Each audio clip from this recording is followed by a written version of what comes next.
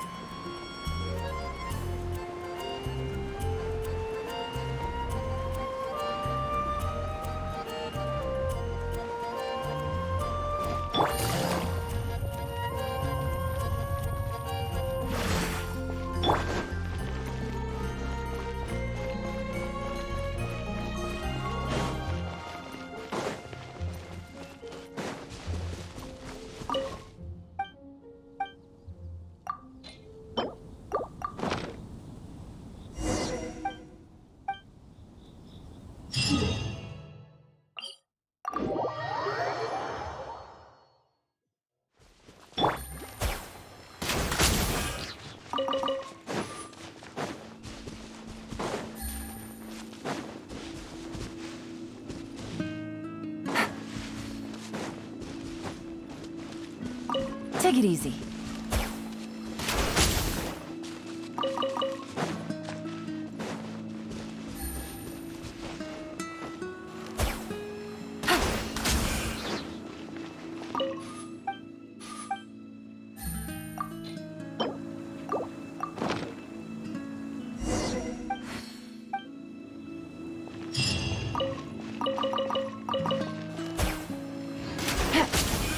Take it easy.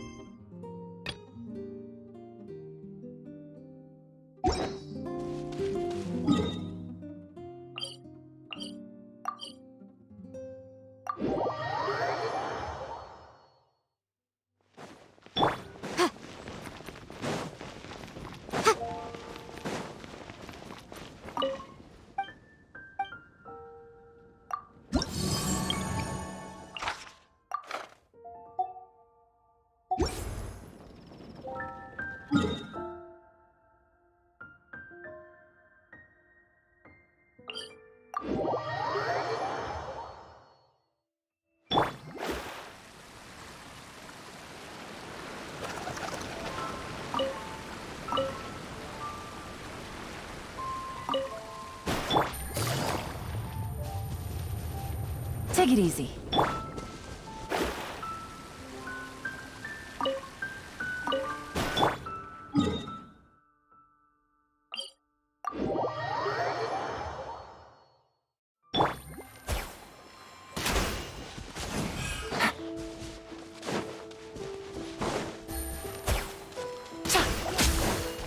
There is no escape!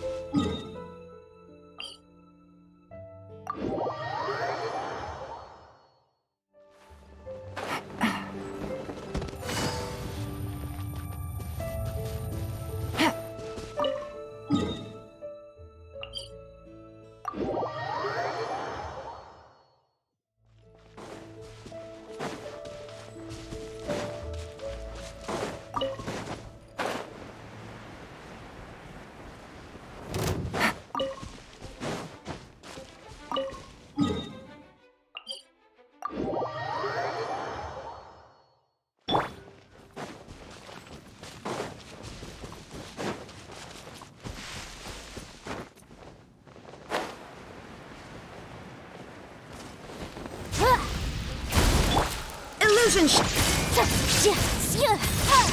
Boom boom! Delve into destiny.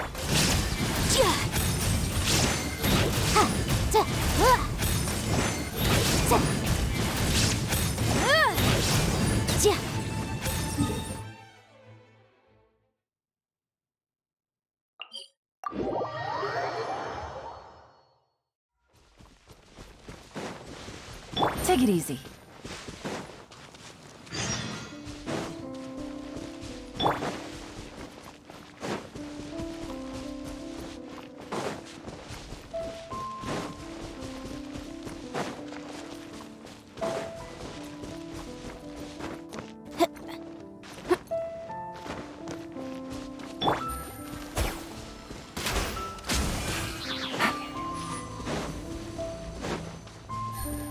Take it easy. Shine down! Things are about to get dicey. Motion to compel! Shadows of fate!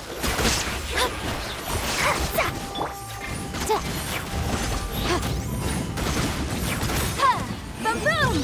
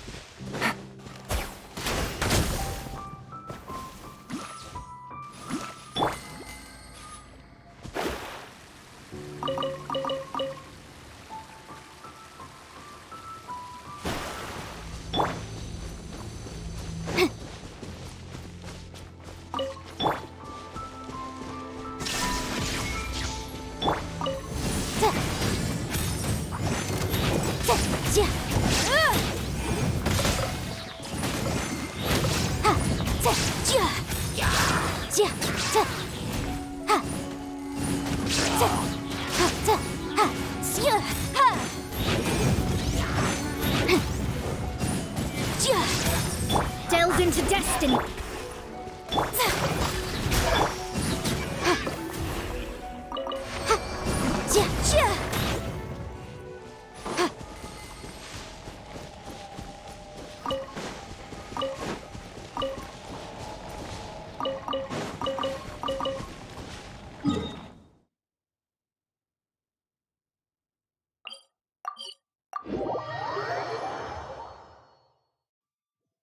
What the? What kind of injurious weather is this? There is no escape!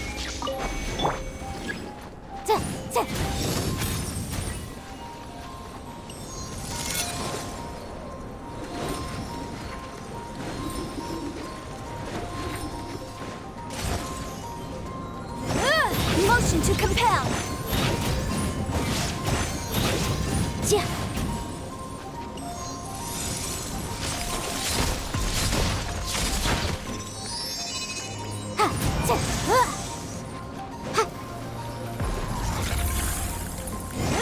Incinerate!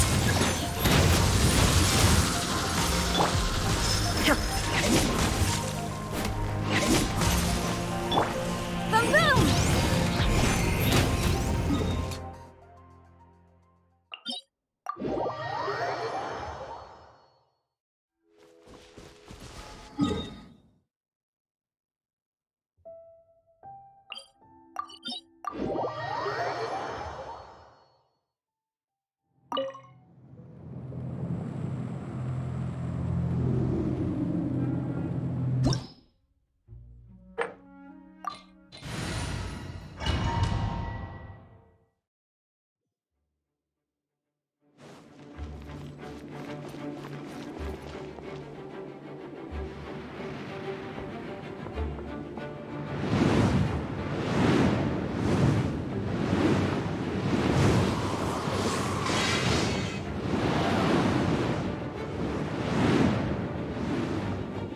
Illusion shattered!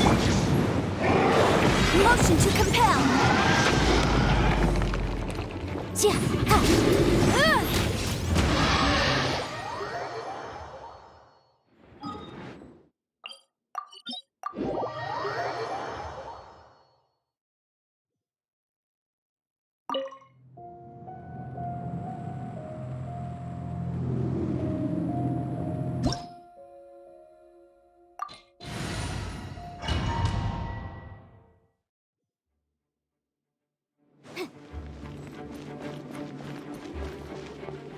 There is no escape!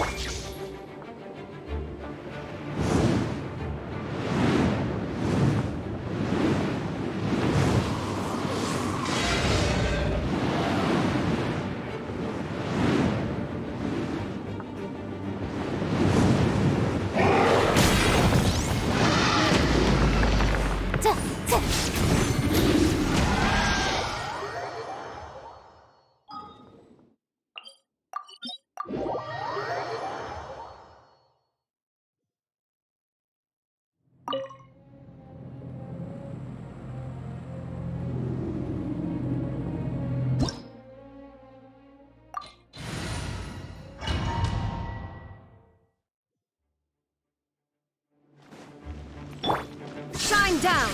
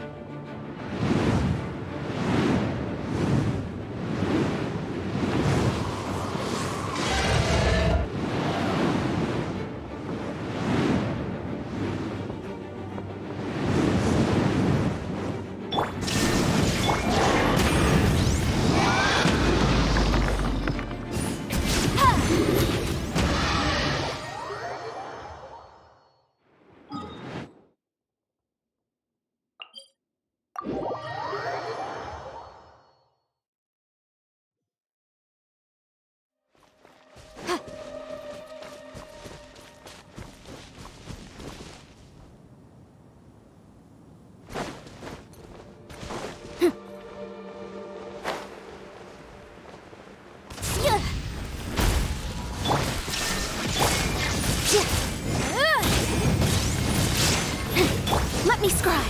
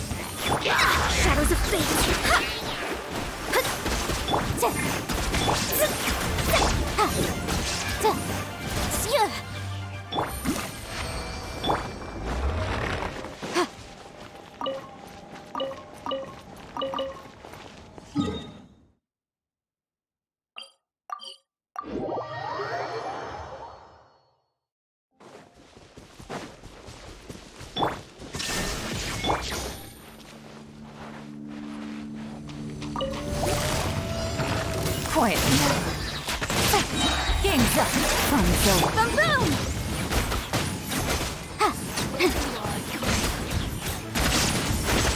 Look at me.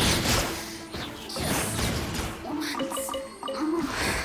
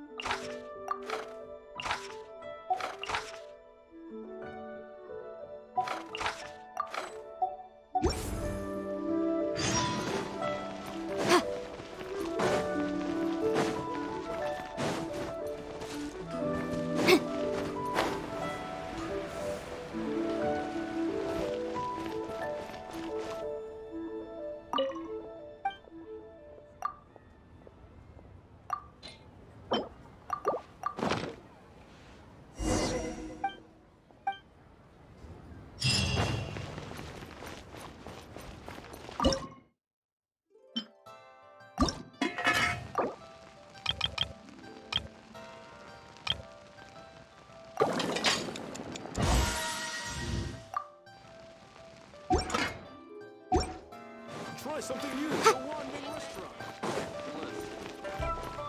Welcome to Second Life. Satisfaction guaranteed.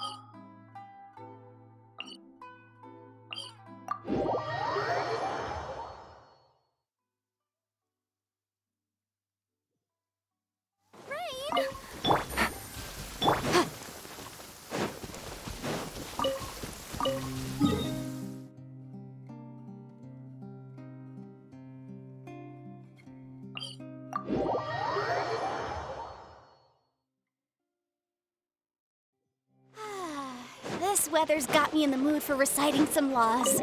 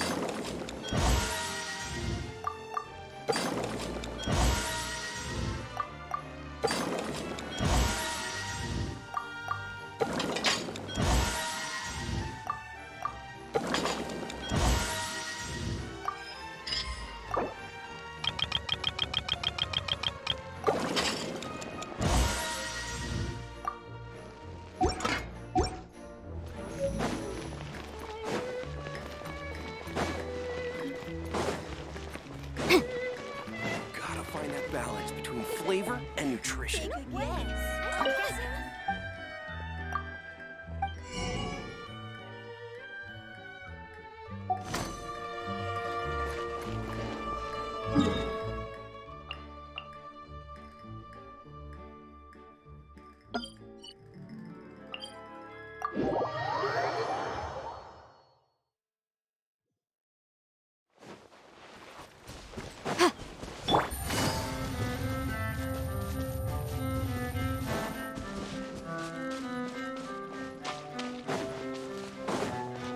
Take it easy.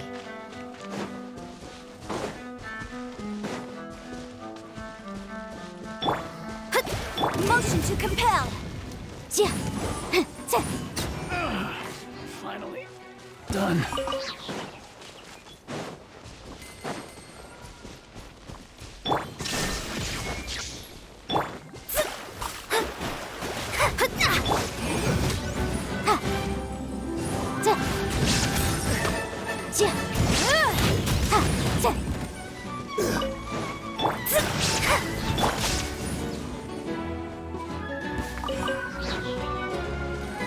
Illusion shattered.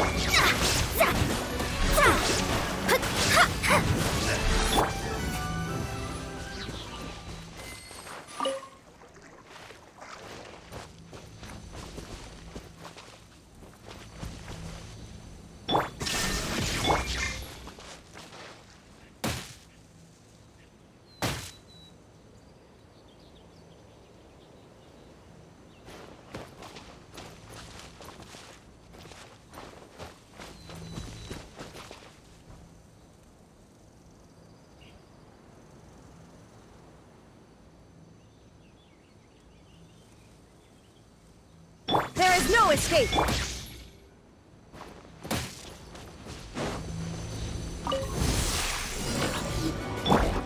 Inazuma shines eternal!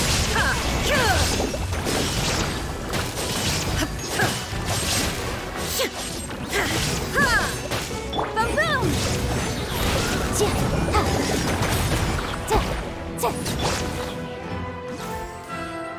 Gotcha. Illusion shattered! Now you shall perish!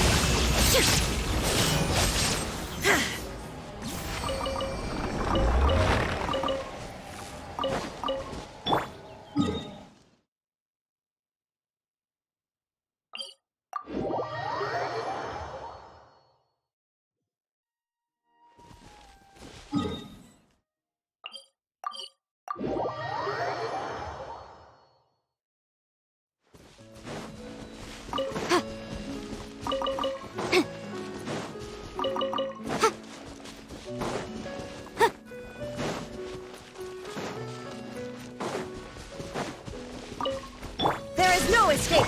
Here comes the catch. Ignorant and Fate is upon you. Pardon me! Motion to compel. Another wound!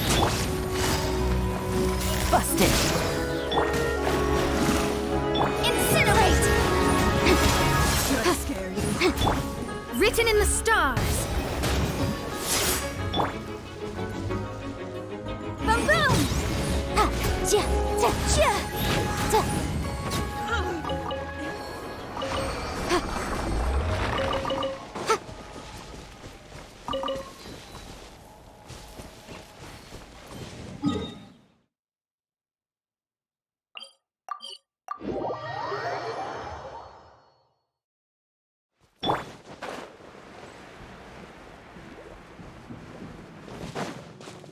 Shine down! Gotcha. Game's up. Thumbs up. Let me scribe.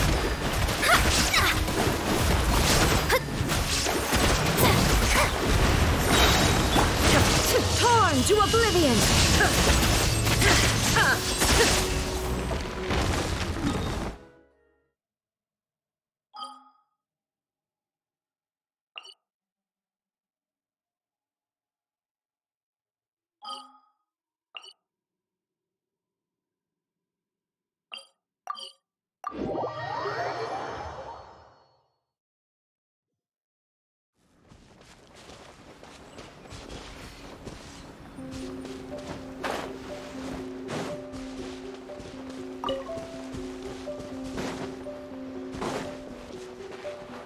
Illusion shattered!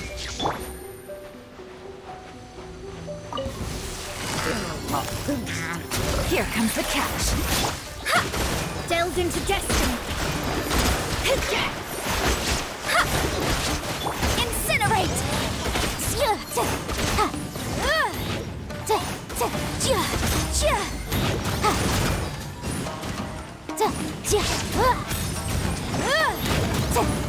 Motion to compel.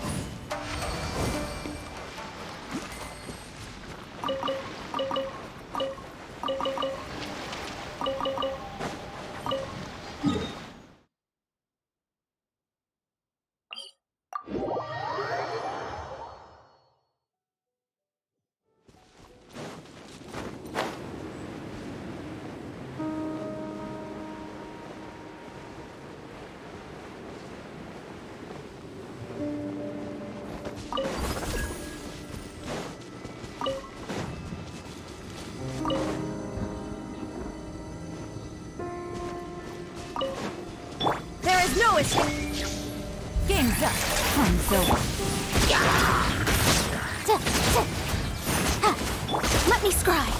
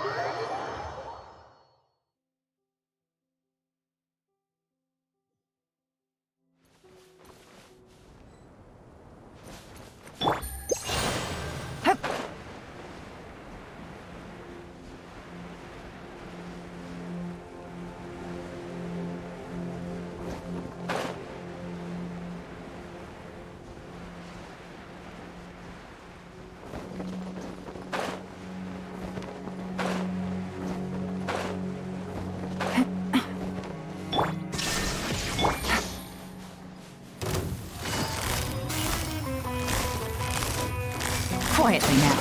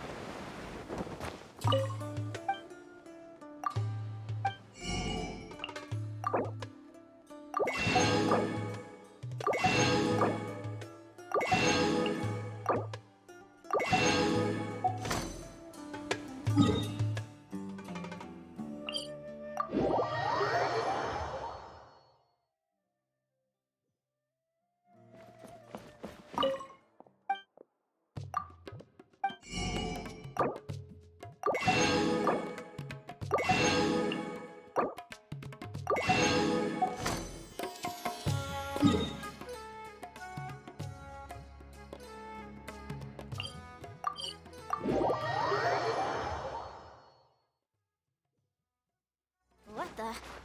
What kind of injurious weather is this? Illusion shattered.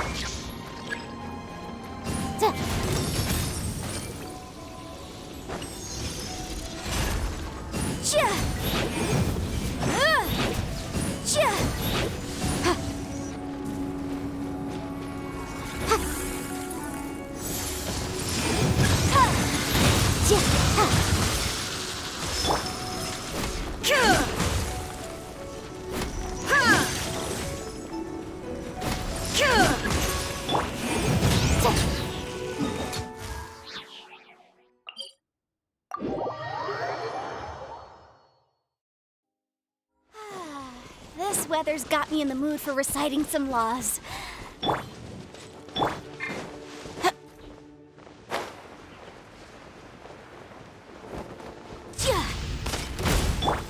Shine down. Incinerate! Shadows of fate.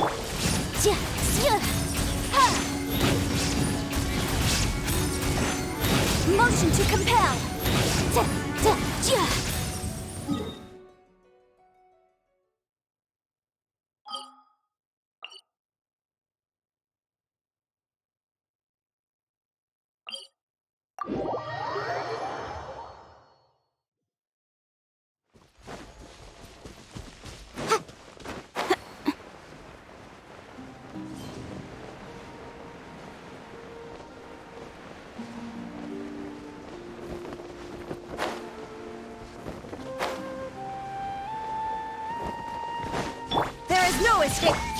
Things are about to get set.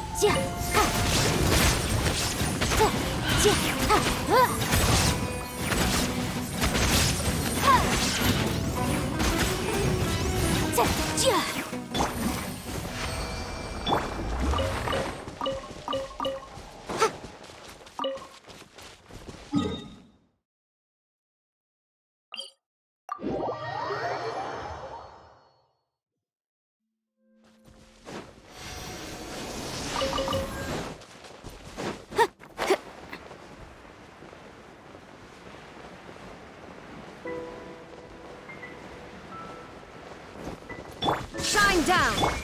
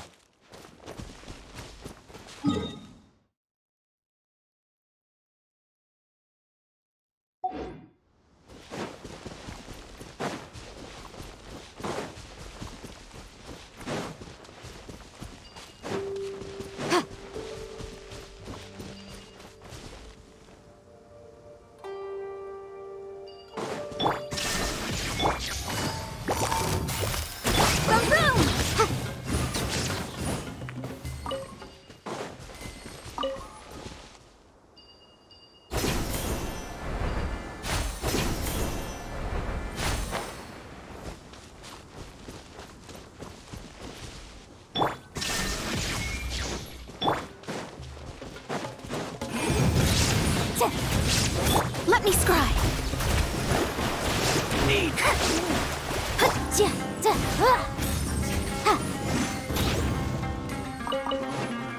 Incinerate.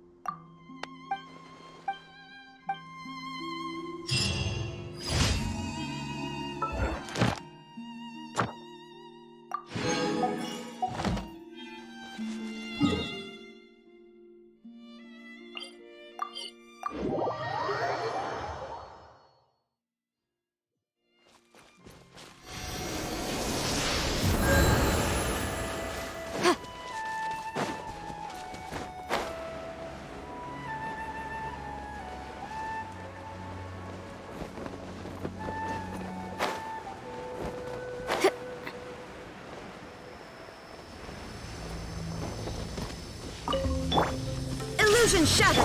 Game's up. Fun's over. Motion to compel. Ja. Ha. Ja.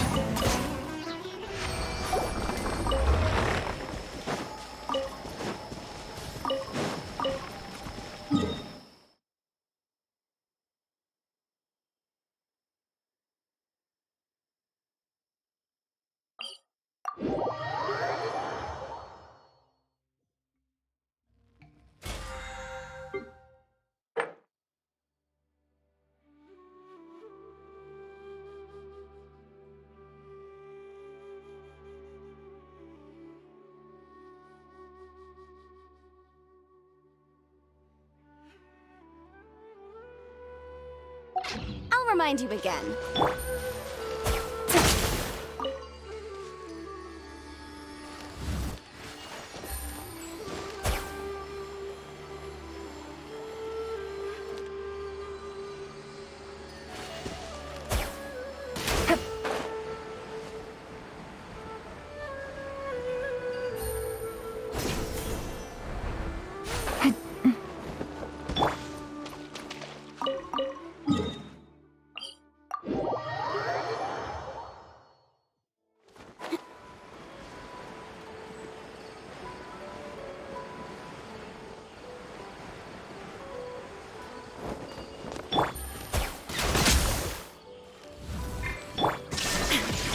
Boom!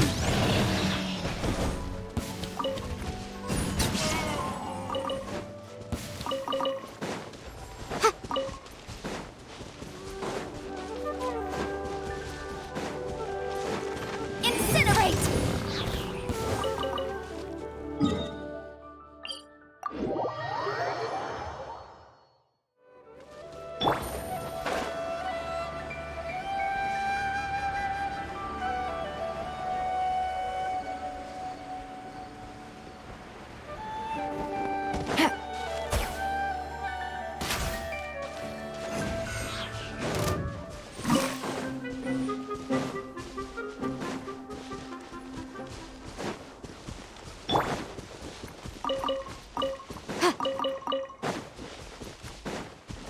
There is no escape! Busted.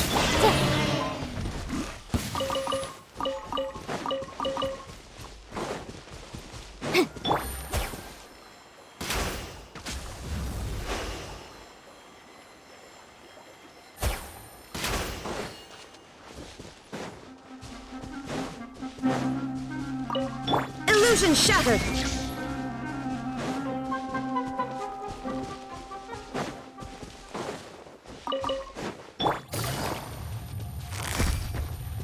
Quietly now. Ha. Motion to compel.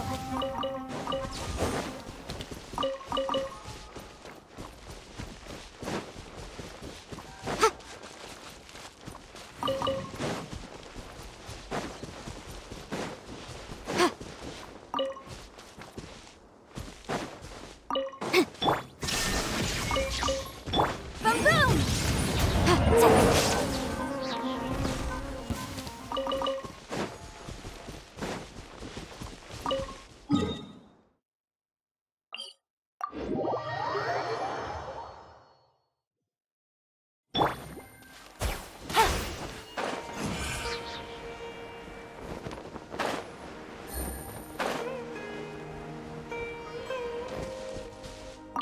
Take it easy.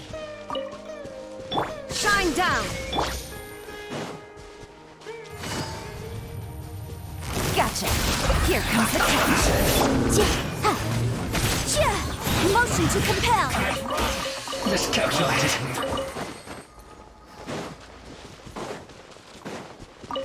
Ja. Ja.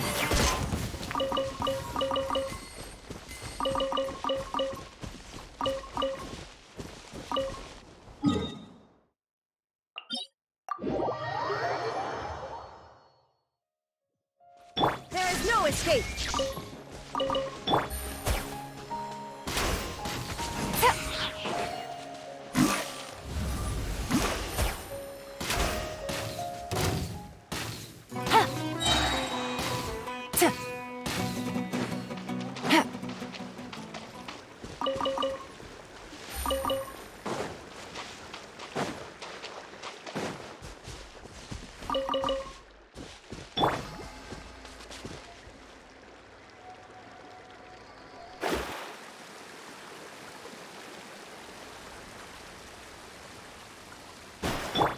Illusion shattered.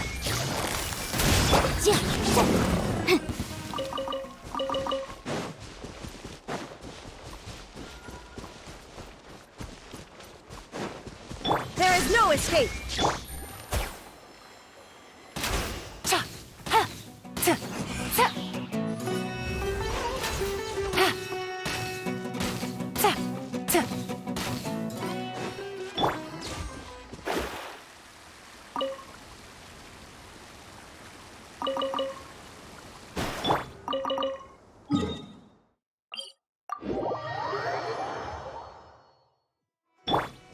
Shine down.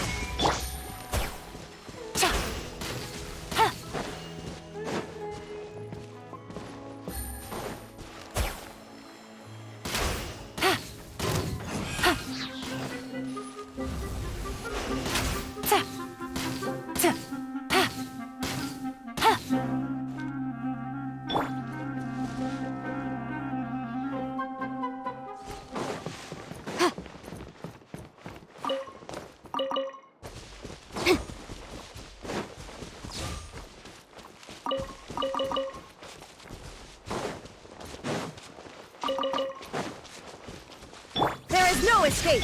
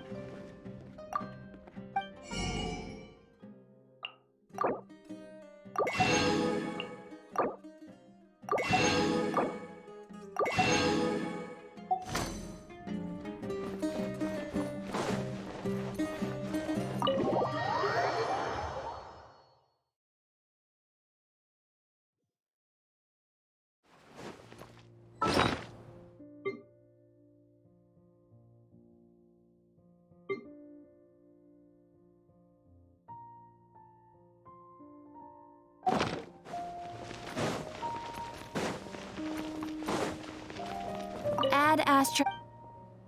Thank you for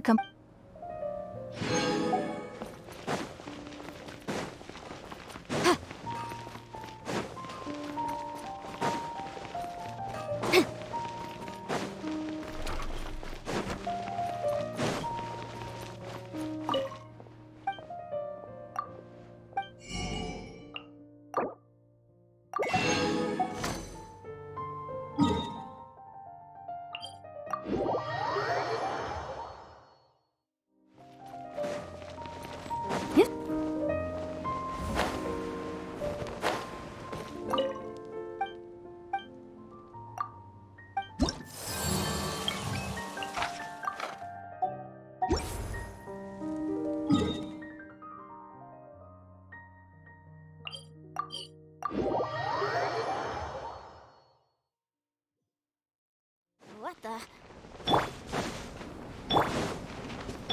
Shine down.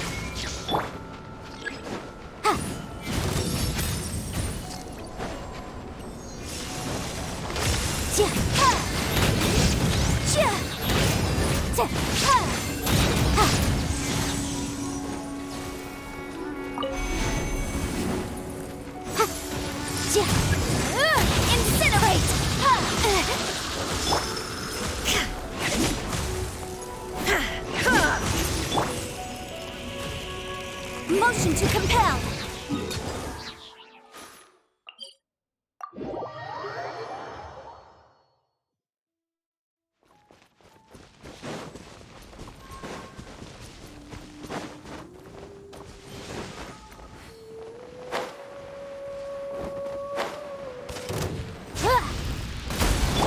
Illusion Incinerate! shadows of fate. Ha!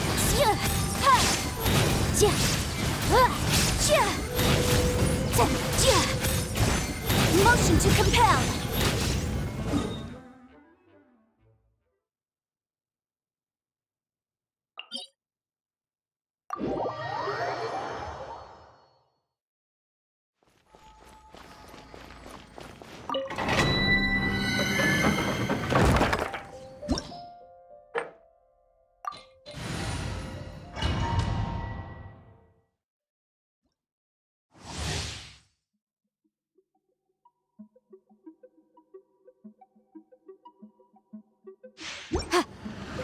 There is no escape!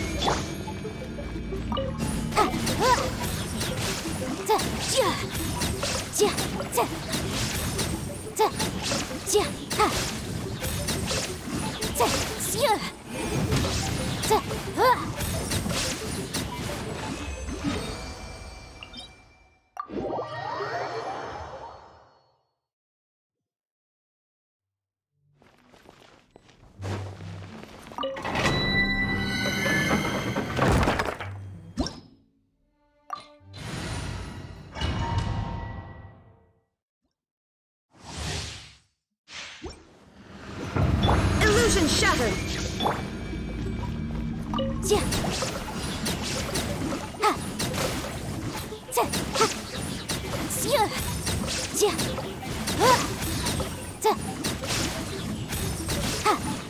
Boom boom!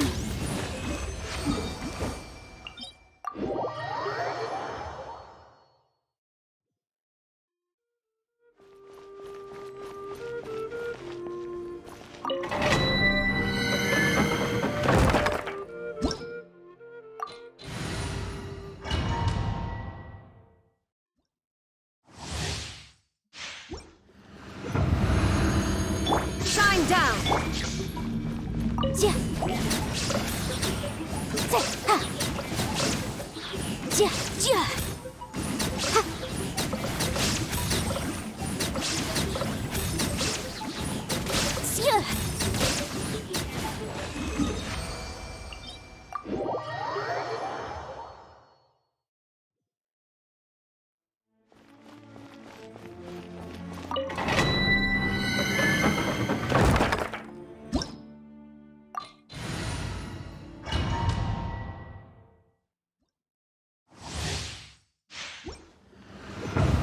There is no escape!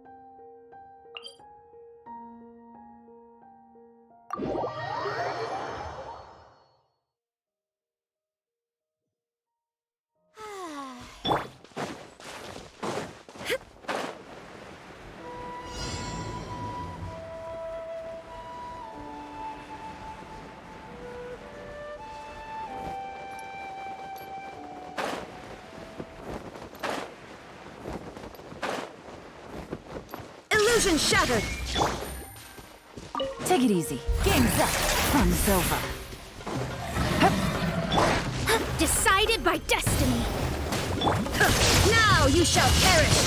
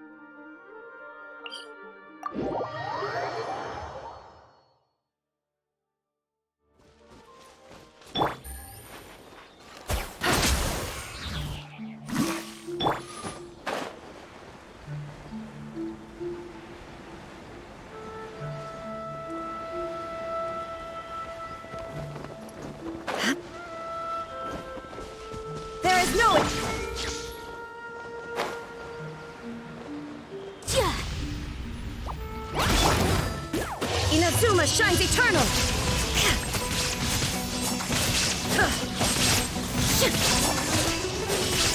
Ha!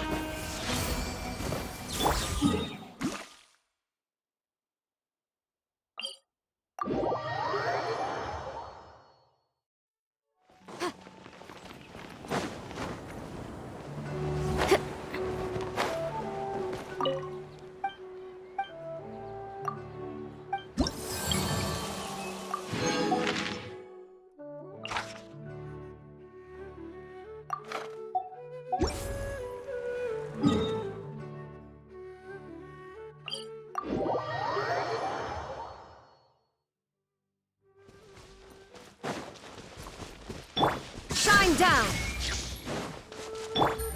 Things are about to get dicey. Time to go. Let me scry.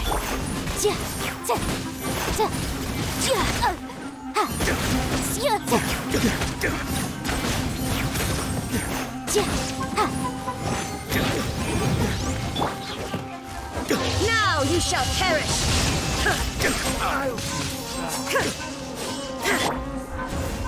Incinerate!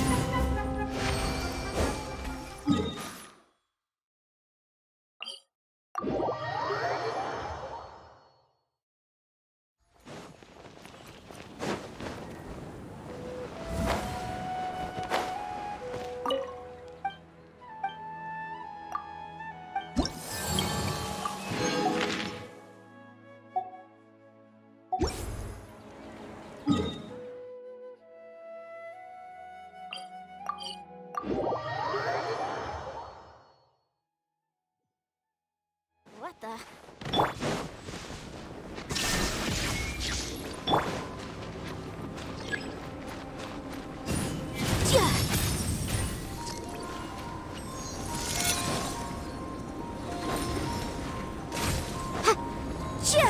Boom boom!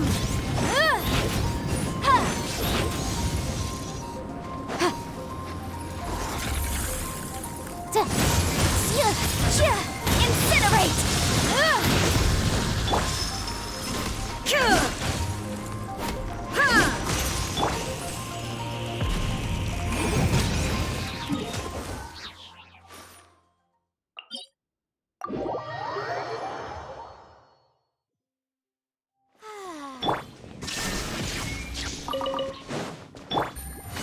Quietly.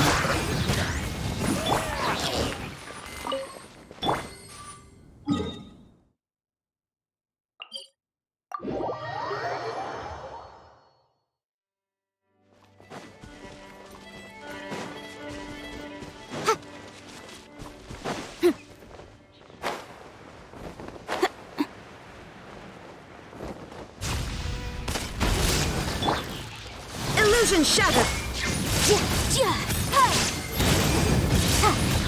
Delve into destiny!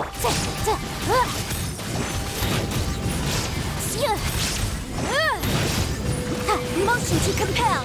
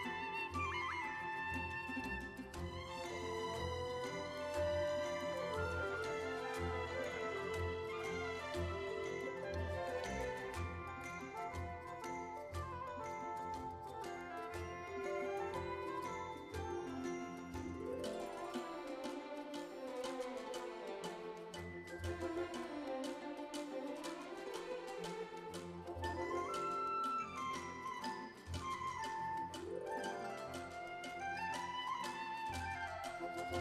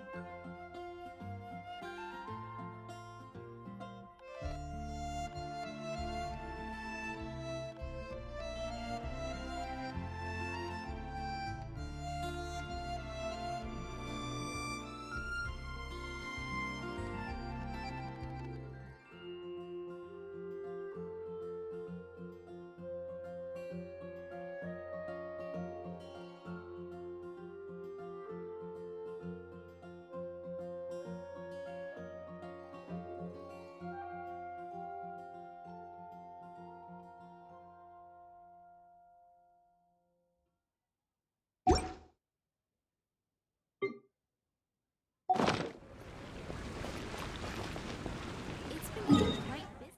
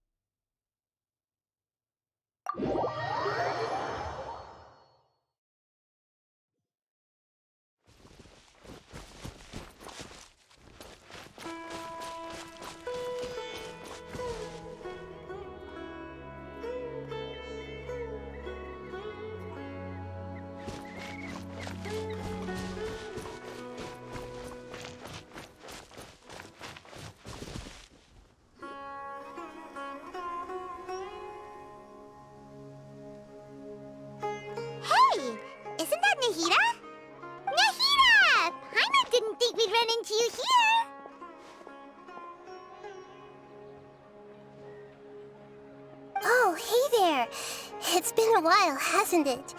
What have you two been up to? Seems like you've been enjoying yourselves. How about you? What are you up to now? I'm just looking out for some leads while getting some fresh air. I noticed that I have some blurry memories after saving Irminsul. I almost feel like there's still something extremely important I need to do.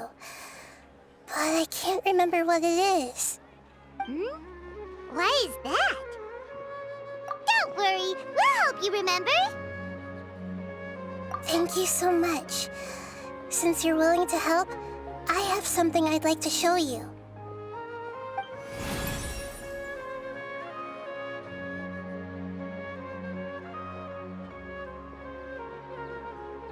Oh, it's beautiful. It looks like it's filled with some kind of power. I found it in the sanctuary of Suristana, but I have no recollection of it whatsoever.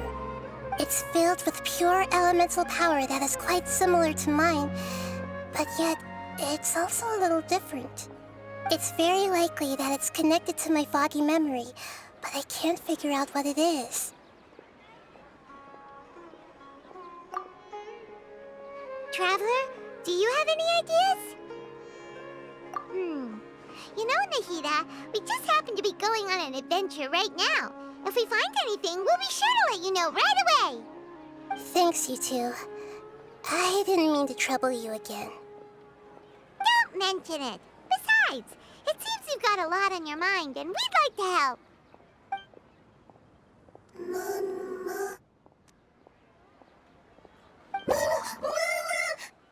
Hey, get out! You shouldn't be around here!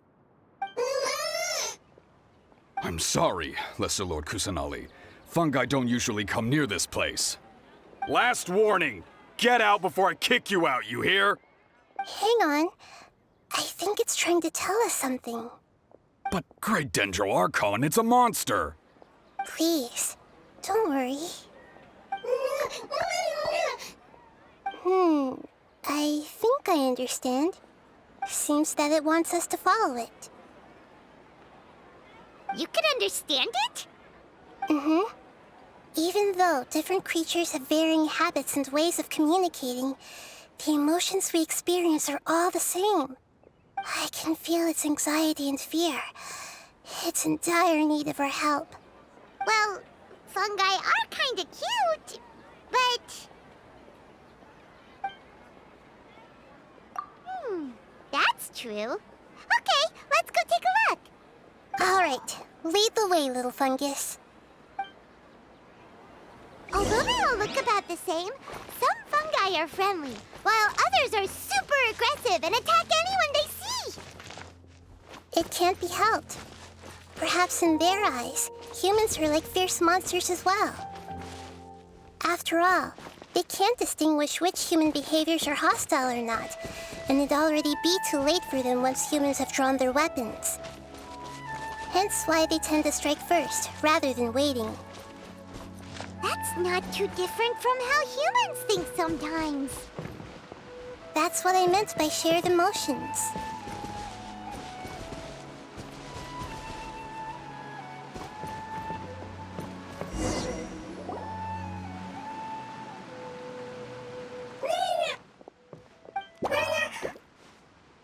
It appears it was in a hurry because of this unconscious fungus. Seems like they might be family. So maybe this fungus wanted to bring Nahida here to help its family member. Probably. Although fungi are simple creatures, they're very sensitive to elemental power. Maybe it noticed me on my way back and thought I'd be able to help. I'll take a look. I should be able to help if it's just a common illness. What is it, Nahida? Strange. Very strange. This fungus didn't develop from a spore. It's an elemental life form. Huh? An elemental life form? Yes. Although the fungi you normally see are capable of using elemental powers, They're merely borrowing elemental power from nature around them. As for this fungus, it has elemental power flowing through it. Definitely not anything like your typical fungus. Exactly. This is very interesting. I've never seen anything like it. So this is a first even for Nahida. But that's not all. There's a large void within its elemental power. The void is stopping the elemental power from flowing normally, which must be why it fainted.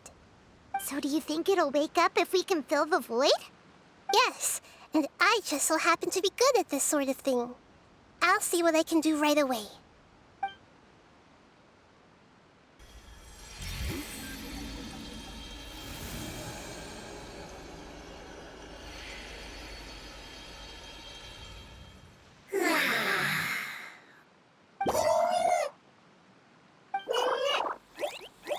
My power was compatible.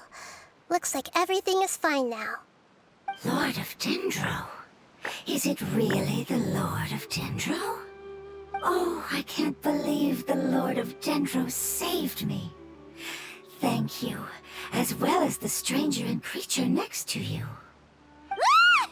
It can talk? Oh, I didn't expect such a strange creature to make a sound like that. Seems I'm just as shocked as you are. What? Of course Paimon can talk. Paimon isn't a strange creature. Paimon's just... Paimon! Hello, Paimon. I am not yet able to evaluate an organism's intelligence from its appearance. I will only know you are able to speak once you have spoken. Oh, well, no need to take it seriously. It's no big deal.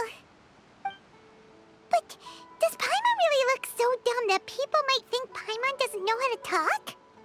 You misunderstand, Paimon. A mouth is used for eating, breathing, and other functions that are more important than speaking. So a creature may not speak even if it has a mouth. I've never seen a creature like you before, so I dared not make the assumption that you could speak. Even if you do possess a number of human traits, it is still very common for creatures to have similar external forms but completely different interiors, just like fungi and slimes. Did this fungus study at the academia? It seems even more talkative than Paimon. You're not a fungus, are you? That's correct. This might be surprising to you, and I'm sure that you must have questions. Let's find somewhere else to talk. It might startle my fellow family members if I speak too much using this strange voice. Me, me, me, me, me. It says that it's very thankful for your help.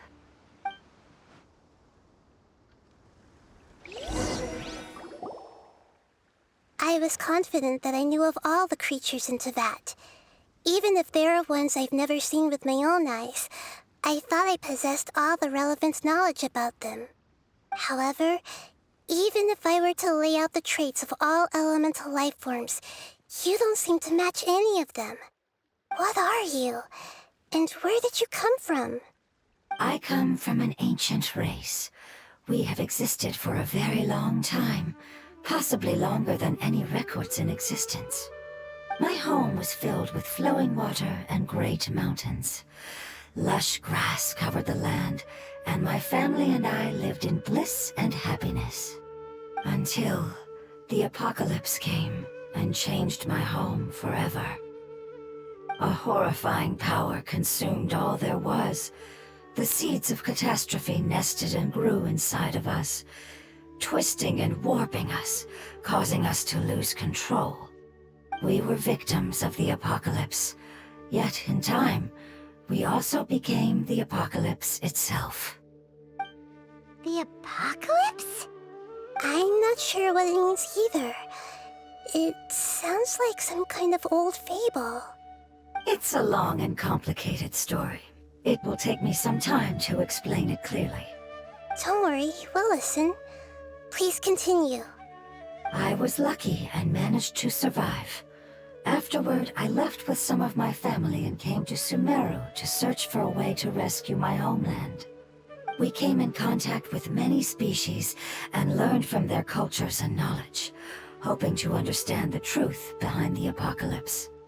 We later found out that humans know the power of the apocalypse and refer to it as forbidden knowledge. Your home was destroyed by forbidden knowledge? Does that mean you're from the desert? It's said that they are looking for a way to save their homeland, but the catastrophe of the desert should have ended a long time ago. The Lord of Dendro is correct.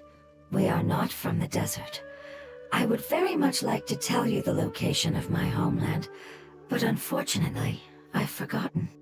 That may sound a little odd, as it is very important to both me and my family. Yes, how could you forget? I am a life form that was contaminated by the apocalypse.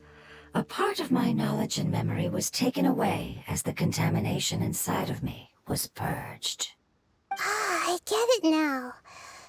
So the void of elemental power was left behind from when the forbidden knowledge was purged. I'm sorry. I hadn't considered that kind of possibility. That's okay. Lord of Dendro, there is no need to apologize. Without your help, I would have lost more than just my knowledge and memory. And not only did you save me, but you've also already rid the world of the remaining forbidden knowledge, right? That's right. The forbidden knowledge is no more, and your homeland should be safe now. My home should be safe now. We can go home. For the longest time, this moment has only seemed like a dream. I never knew it would become a reality so quickly. I was unable to fulfill our calling. I never found a way to save my homeland, and I have even forgotten where it is. It's not your fault. You've already done everything you can. Every species paid a grave price in the fight against forbidden knowledge. This is not a responsibility you should carry on your own. You mentioned that there were other survivors besides yourself. Where are they? Maybe they'll remember. The apocalypse put us through immense pain. Many of my family members have already met their end. I'm not sure who else is still alive. Don't worry, I should be able to find them. Just leave it to me. I'll leave the rainforest to the Aranara. And as for the city, there are a few nice kids that should be willing to help. Oh yeah, they'll give us a hand. Give me a moment. I'll contact them right now.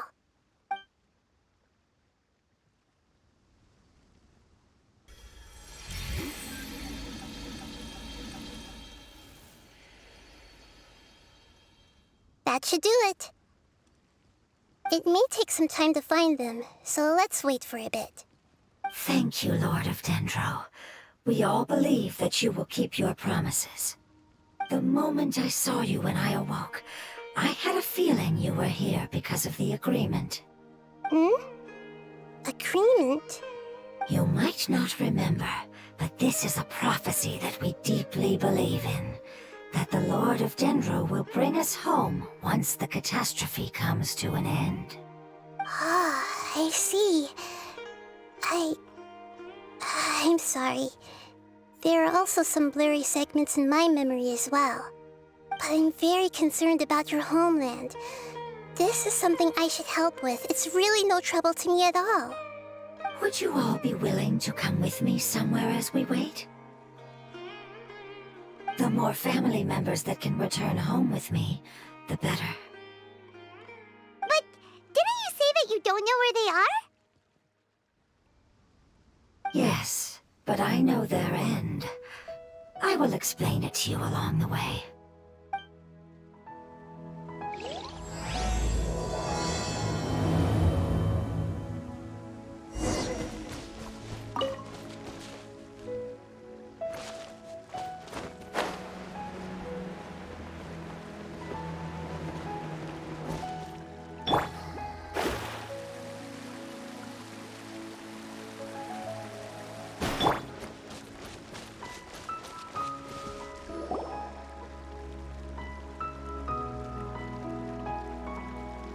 there's something that I'm very concerned about.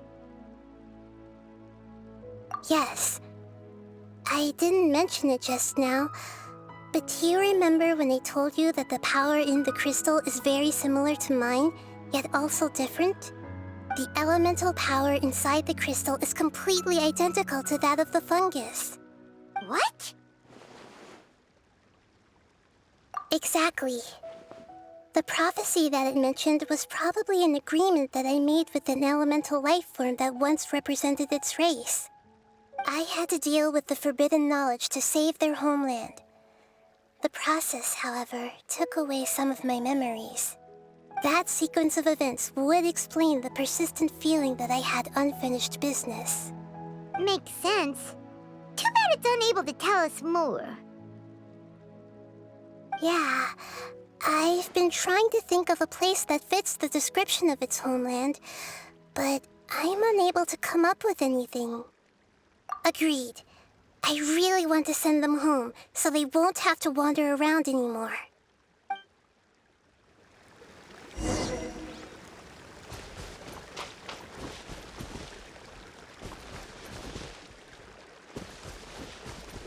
The road here is a little rough. I'll lead the way. Don't worry, Paimon can handle any road! Ah! Enemies! You're up, traveler!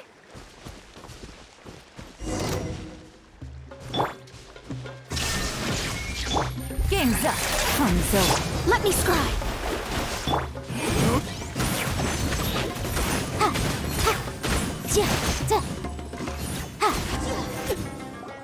Amazing.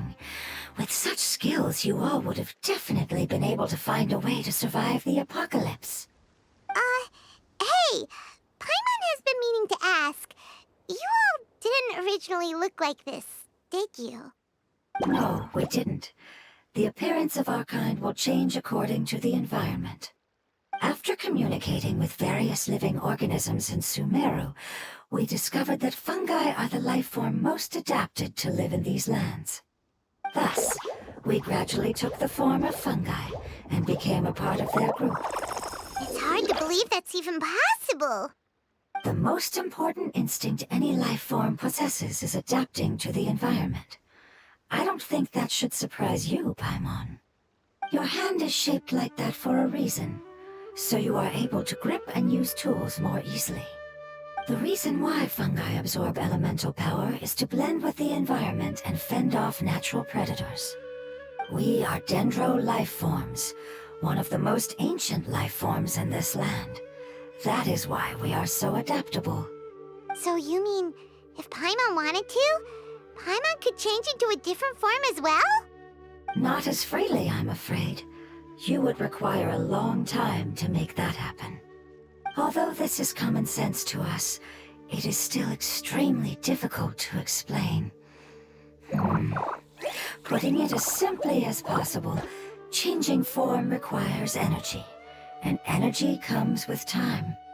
You cannot make a sprout grow into a giant tree instantly, nor can you force a tree to bear fruit overnight.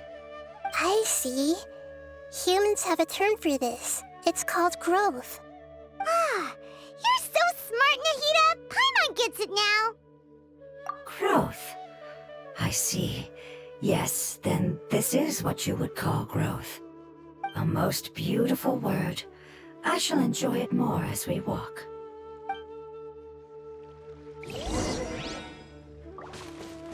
How much farther is it?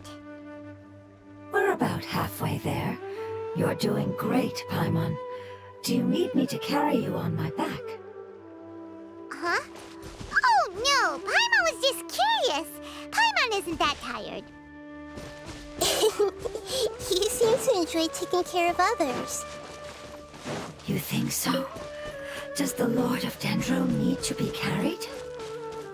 That would be awkward, wouldn't it? Why don't you fly up and sit on top of my head? We can figure out who will carry who later! We have I think we may have a different understanding of carrying someone. No matter whether it's tired or not, my child is always happy when I put it on my back and give it a ride. Child? You mean the fungi we ran into earlier? Yes, one was my friend, and the other was my child. Why can't your kid speak? Because it's just a fungus. I don't want my presence to change or affect the original state of the fungi species here. However, it is slightly different from an ordinary fungus. It seems to understand some human language, so I gave it a name. Oh, then it must be a really cute name. You know, like Bongo Head. You have an odd taste for names. Huh? Paimon thinks that name is great. Strange and cute at the same time. It's a name only Paimon would be able to come up with. That's right. The name I came up with was not as creative as Paimon's. I learned it from an adventurer. Its name is... I'm sorry, but I've forgotten. Seems like I've forgotten many important things. Yes, I must remember it before I return. It's just as important as my homeland.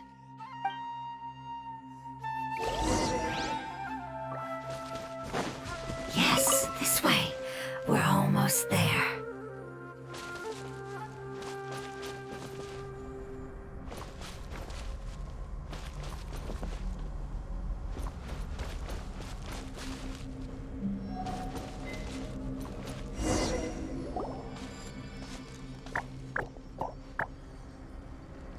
It's the Withering. Yes, I have heard humans also call it that before. It's the last form we take when we are at the end of our life. Paimon doesn't understand. It's trying to say that when they've suffered enough and reached the end of their life, they become a tumor of the Withering. Yes, I would have also suffered the same fate if it wasn't for the Lord of Dendro's help. So, this is how the Withering is formed? Previous research has revealed that forbidden knowledge is the root cause of the Withering. But even if forbidden knowledge has been completely removed, its influence still remains, which is why the Withering remains even after forbidden knowledge has disappeared. They've been tormented by forbidden knowledge for a long time. It's understandable that they will eventually become the Withering. But what a sad and pitiful end. When I left my homeland, flowers like these filled the fields. Each bloom represented an individual life. They grew in the pristine lakes, in the fertile soil, in my home, and in the homes of my friends.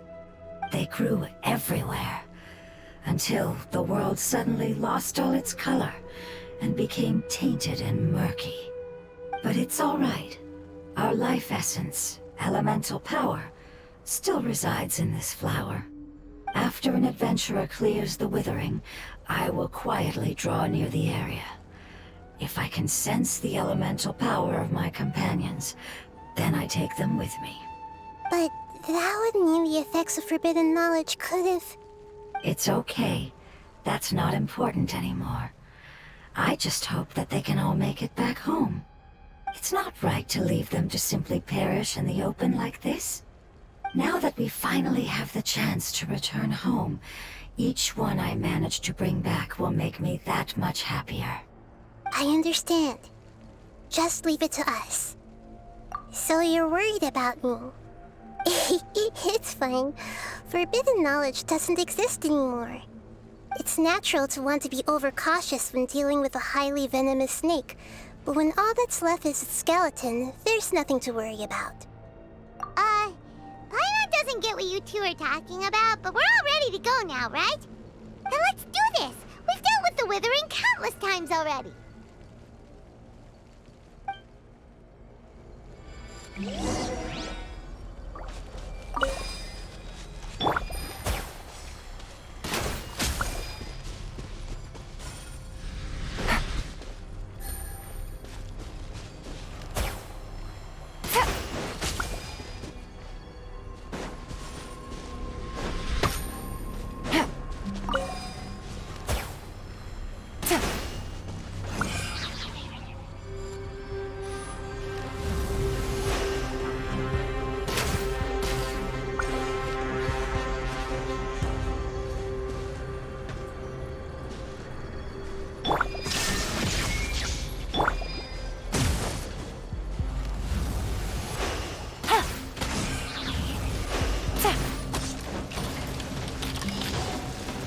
Things are about to get dicey.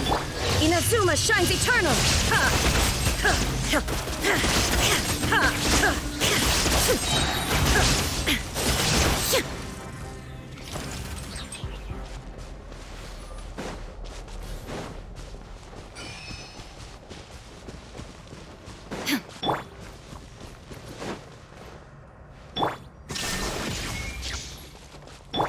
The Temple of Wisdom! Hey! Delved into destiny.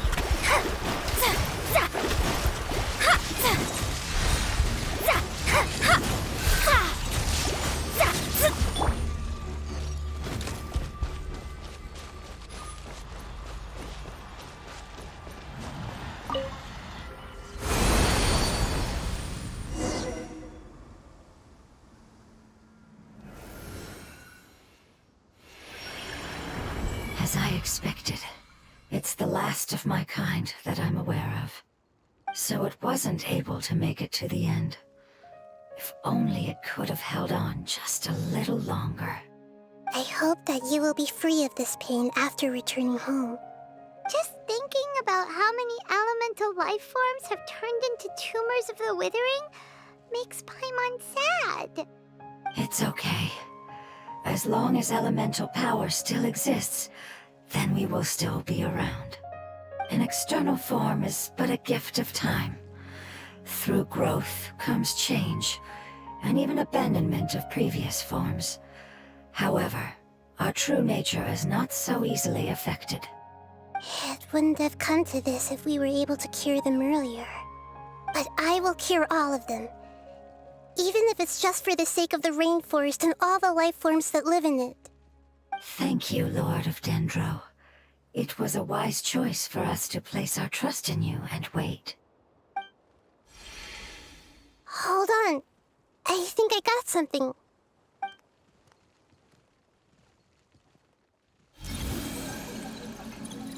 Oh, I see. Okay, I understand. Thank you so much.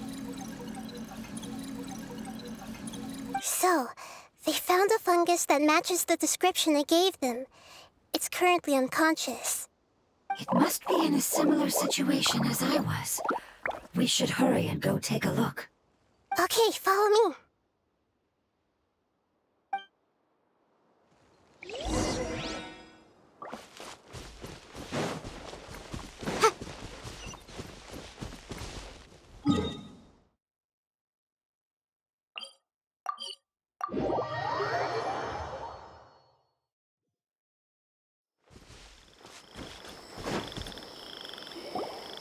We're close now. It's just a little further inside. But there are so many fungi here. They're probably all ordinary fungi, right? Yeah, they won't be happy to see us.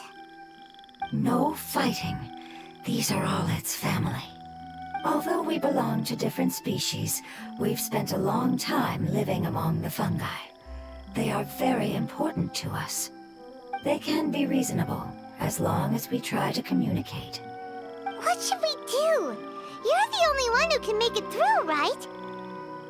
But you'll need Nahida's power if you want to save that fungus. I've got an idea. Can you teach me how to change into a fungus? You want to transform into a fungus? But we don't have time for growth. Nahida is a god. Changing into a fungus should be a piece of cake for her. Even gods can't bend the laws of time so easily. Then we'll have to enter with the risk of being noticed. We may not be able to avoid a fight. But if spending some of my power will guarantee the safety of you and its family, then I'm willing to try. All right. You have great elemental power, so you may be able to do it. You will have to use power equal to that which is required to break through the limitations of time. I will lend you the relevant knowledge that I have. It should make your transformation process a little easier. All right, I'm ready. Changing into a fungus should be quite an interesting experience. Lord of Dendro, this is nothing to joke about. I am extremely serious about this. As am I. I'm not joking at all. All right. Let's not get hung up here. If it's really possible to turn into a fungus, then why don't we give it a try now? Okay. Good luck, Lord of Dendro.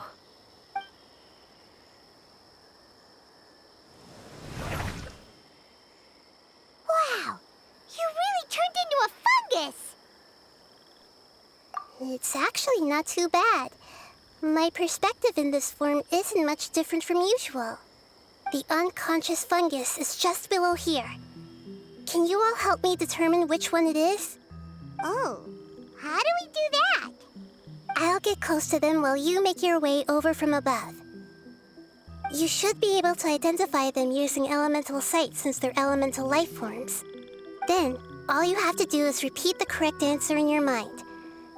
As long as I'm able to see you, then I'll be able to hear your answer. Okay, got it.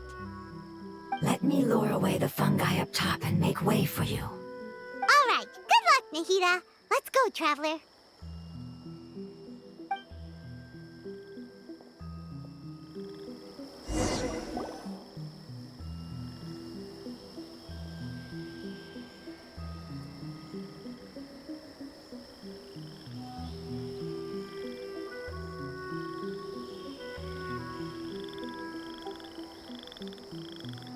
There's a fungus on patrol in the center there. It looks pretty vigilant, so I'd better go around it.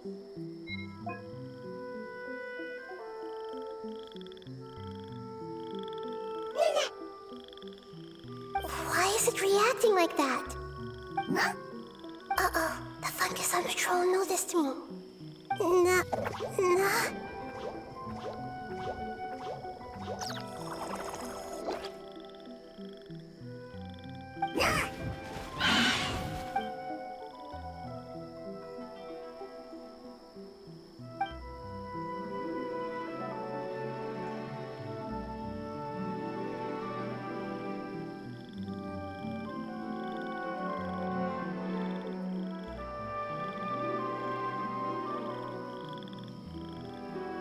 There's a fungus on patrol in the center there.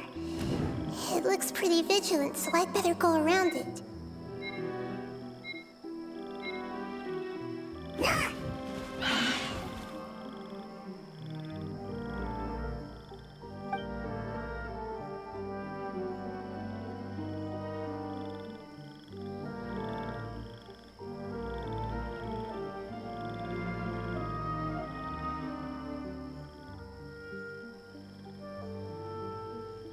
There's a fungus on patrol in the center there. It looks pretty vigilant, so I'd better go around it.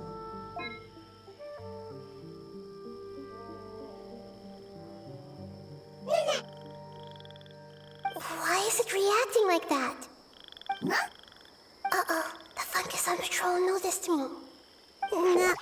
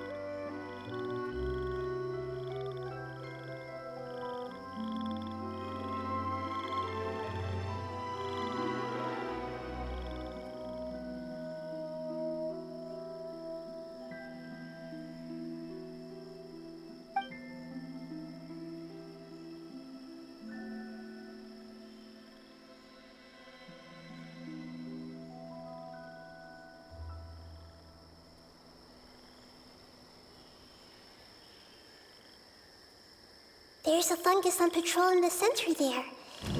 It looks pretty vigilant, so I'd better go around it.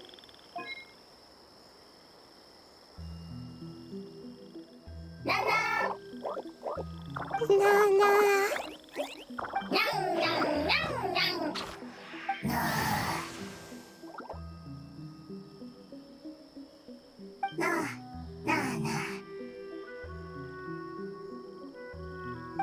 It seems they didn't notice me.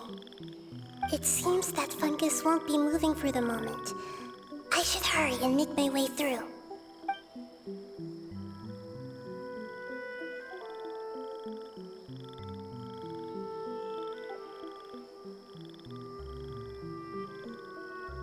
This is the spot.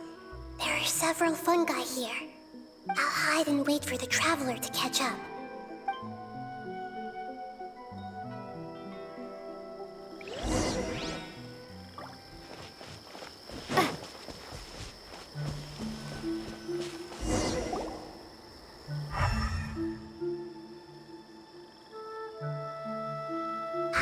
So this is the one. Understood.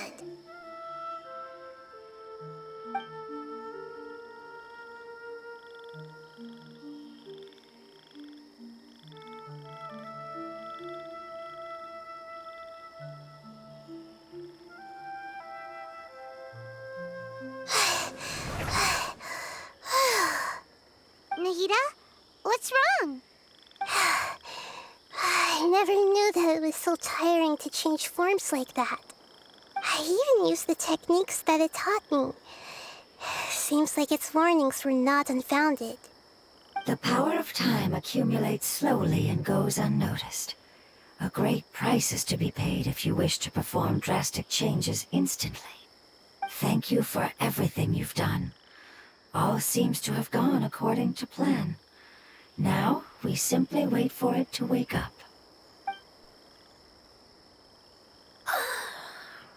Who are you? I apologize. Language is not easy. Need long time. It's okay, I have good news. Let me explain it to you the fungi way.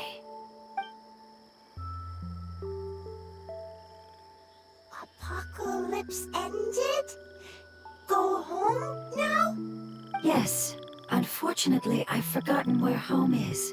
I was hoping you still remembered. I remember. Really? That's great!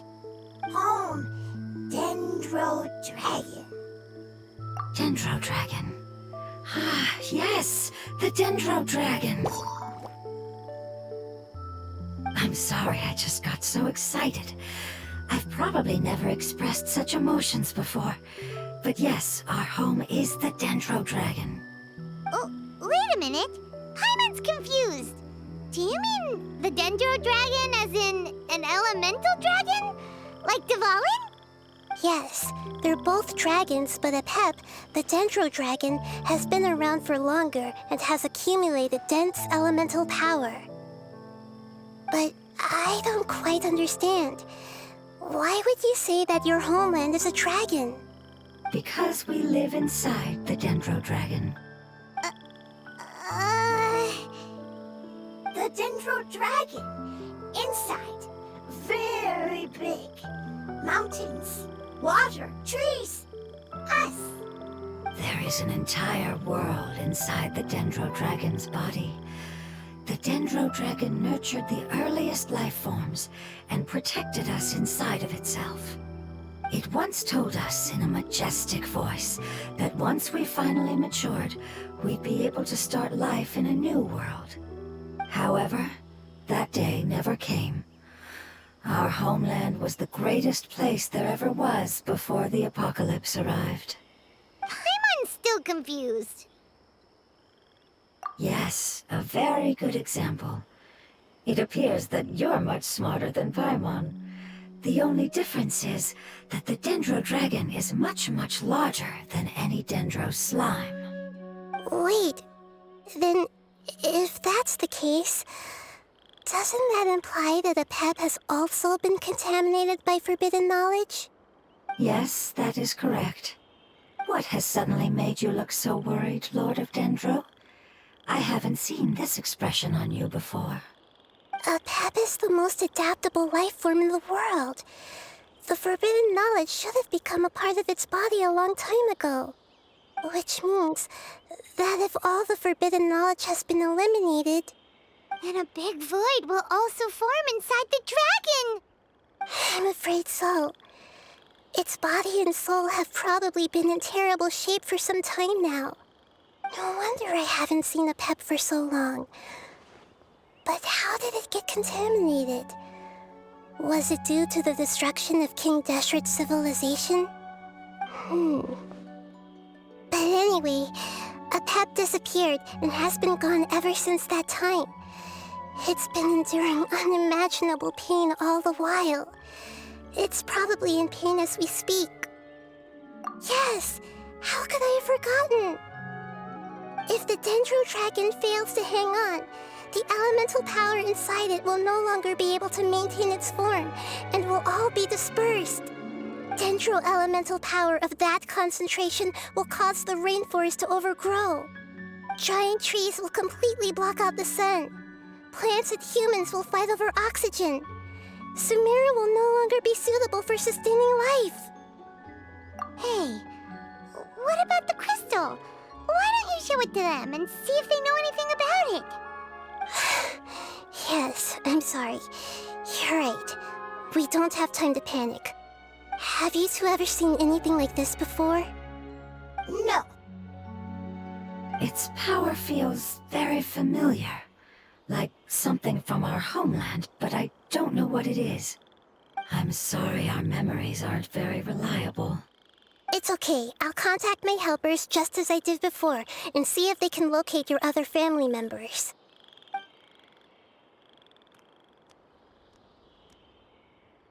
I'm counting on you all. Your info is crucial to us now.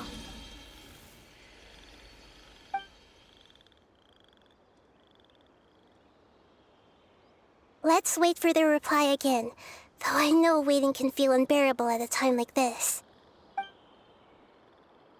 Thank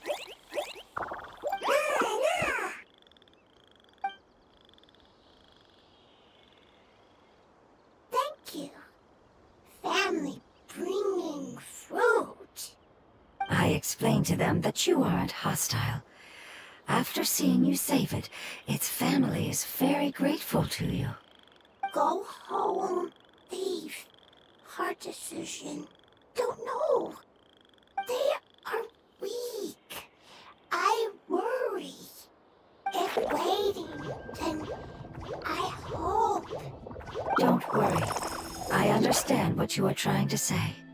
Family is very important to us, no matter when we were actually family. It has done a lot to protect this territory and can't help but worry now that it's about to leave. Can you do one last thing for it while we wait? Of course, I can relate to how it's feeling. I need to organize my thoughts as well.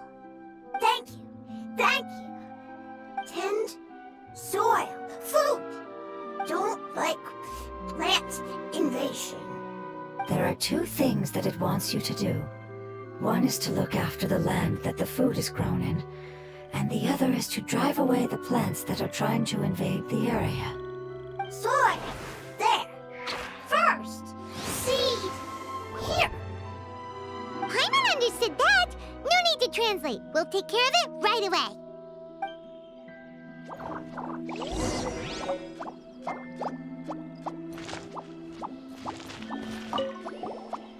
Thank you so much for your willingness to help. In the meantime, I'd like to tell it the things we experienced on the way here. Sharing knowledge is a habit of ours.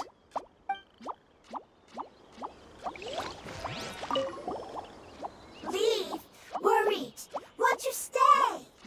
Preparation almost complete.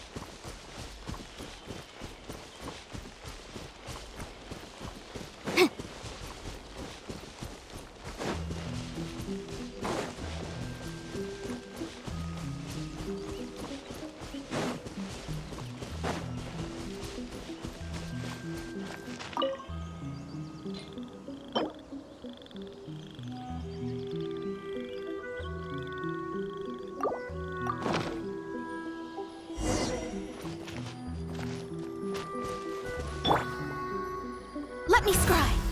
We planted all the seeds! It's time to handle the invading plant life!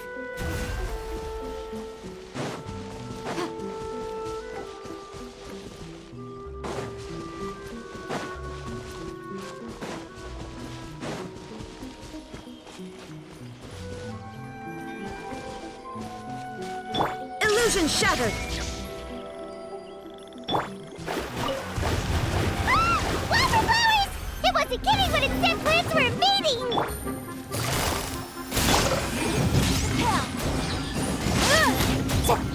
Shine down! Whew! That should be all of them. That wasn't too tough. Yeah, I've calmed down now. But it doesn't seem like there's too much we can do until we receive some new leads. Can you tell us about the Dendro Dragon? We don't know anything about it. Who is it? And what does it have to do with King Deshret? Well, the history of dragons starts from the very beginning of Tevat. Sumeru was Apep's territory. In those days, the lush rainforest covered the entire nation.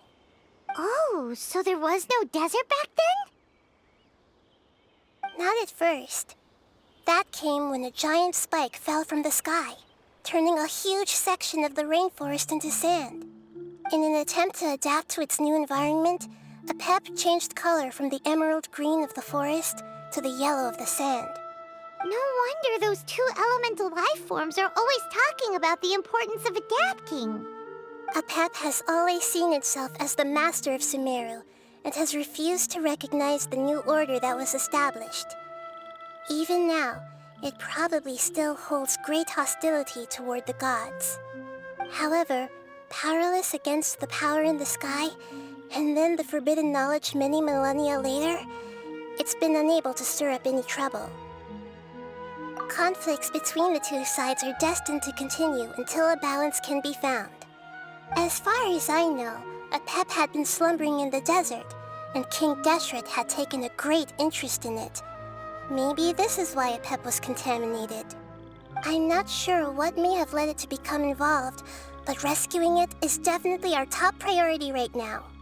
The crystal that I have in my possession is probably the key that links the two matters together.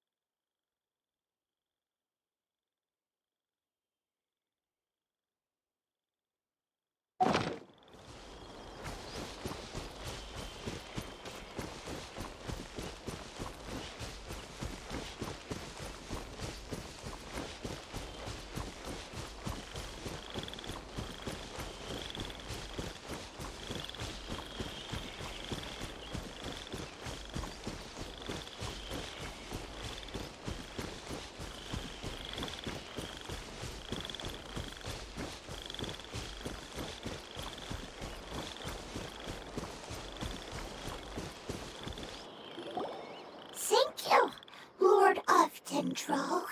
Family happy. You really like them, don't you? Family like.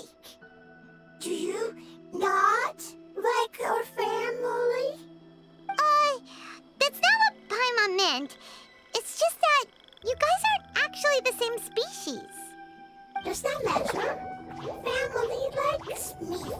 I like family. Paimon doesn't quite understand. What it's trying to say is that as long as family members get along well, then nothing else matters. You place importance on appearances, but we do not. We find the experiences, knowledge, and connections we've made to be more important. These are all things that are more reliable than mere external appearances. These are the fruits of time, and the essence of what it means to grow. Oh, Paimon gets it now. Looks can always change, so what's inside of us is more important. Paimon would still follow you around. Wait, would you not be able to recognize Paimon? Oh? Understood. Thank you. Still nothing new from the forest. Seems like we won't be able to find your other family members for now. It appears we are out of leads to follow. And if no one knows how this crystal works, then a pet may be in danger. Sorry. It's okay. It isn't your fault. I don't think it's a coincidence that neither of you can remember anything about the crystal. Maybe it's because the crystal has a very close connection to forbidden knowledge, which causes memories of it to be unclear. And if that's the case, finding the other fungi still wouldn't help us at all. The crystal and the apocalypse. The apocalypse and memories. Lord of Dendro, do you still remember the prophecy? I do. What about it? The prophecy is a story that connects events of the past and the future. A family member once said that the apocalypse is a part of us, and that there is value in preserving it. The rest of the family did not approve of its opinion at the time, so it left. Preserving the apocalypse? Do you mean that there's still some that hasn't been eliminated? That's not very likely. The power of Irminsul covers every inch of the land. Did the prophecy say where that family member went? To the limitless depths east of Sumeru, a murky place that no one can return from. Yeah, that must be the chasm, right? But what is it doing there?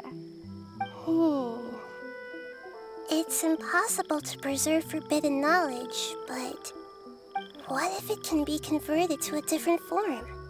I'm sorry if I'm suddenly not making any sense. However, I do think it's possible. Follow me. I'll explain it once we find that elemental life form.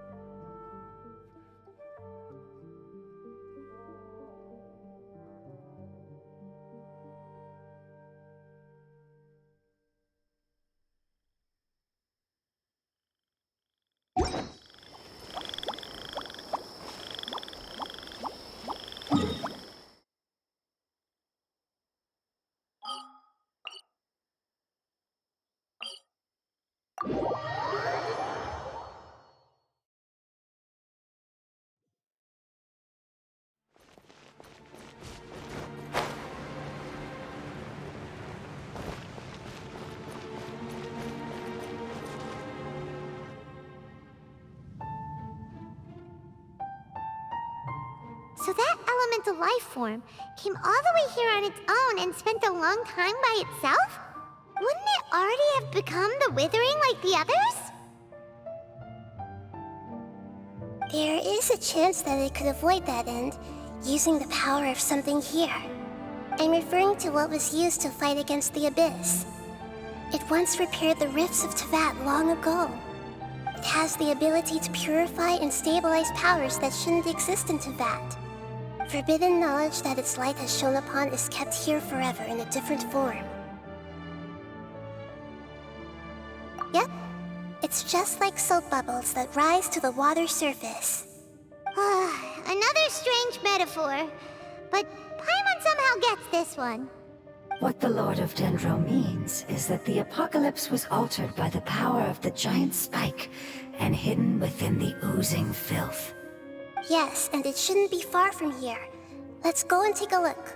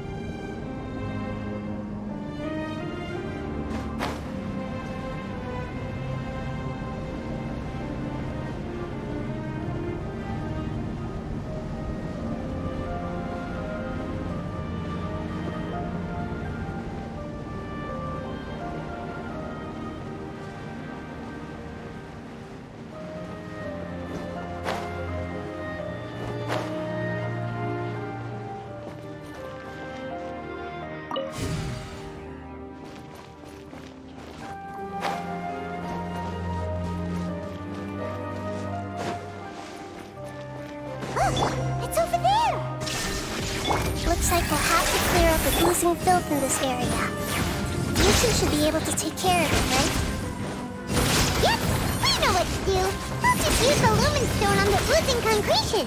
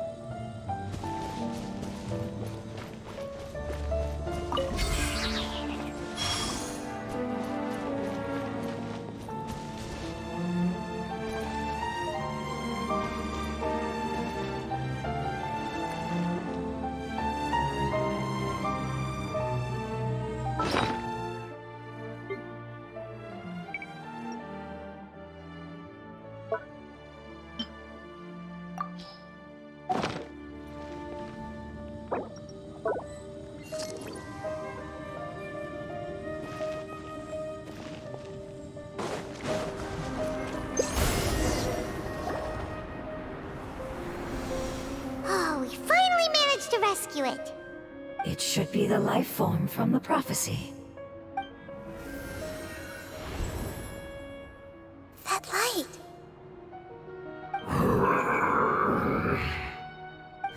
Wait. Something dark is coming out. Something's not right! What's going on? Didn't Nahida say it was purified? Maybe it's because such a long amount of time has passed. Although the power of the oozing filth is more stable than that of the apocalypse, it is still a form of dangerous power. It might have lost its mind after being soaked in it for such a long time. Oh no! But we still have tons of questions we need to ask! I should be able to purge it with my elemental power. But this is our only chance.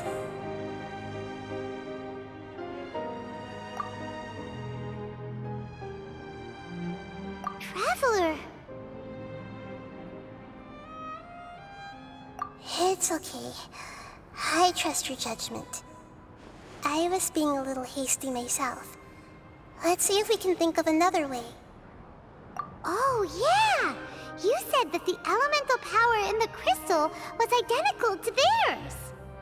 You want to use its power, but The Lord of Dendro seems hesitant. I too would advise caution. It's risky to use its power without fully understanding its intended use. Don't understand. This no good, that no good. Save lives is important. Yes, I understand, but this is our only chance to return home. We cannot afford to be careless. it's okay. There's no need to argue. I'll think of something to do about the elemental power that will be used. How about this? Traveler, you could try using it. I understand that you have an amazing resistance to forbidden knowledge. Don't overdo it, Traveler. Paimon will be worried.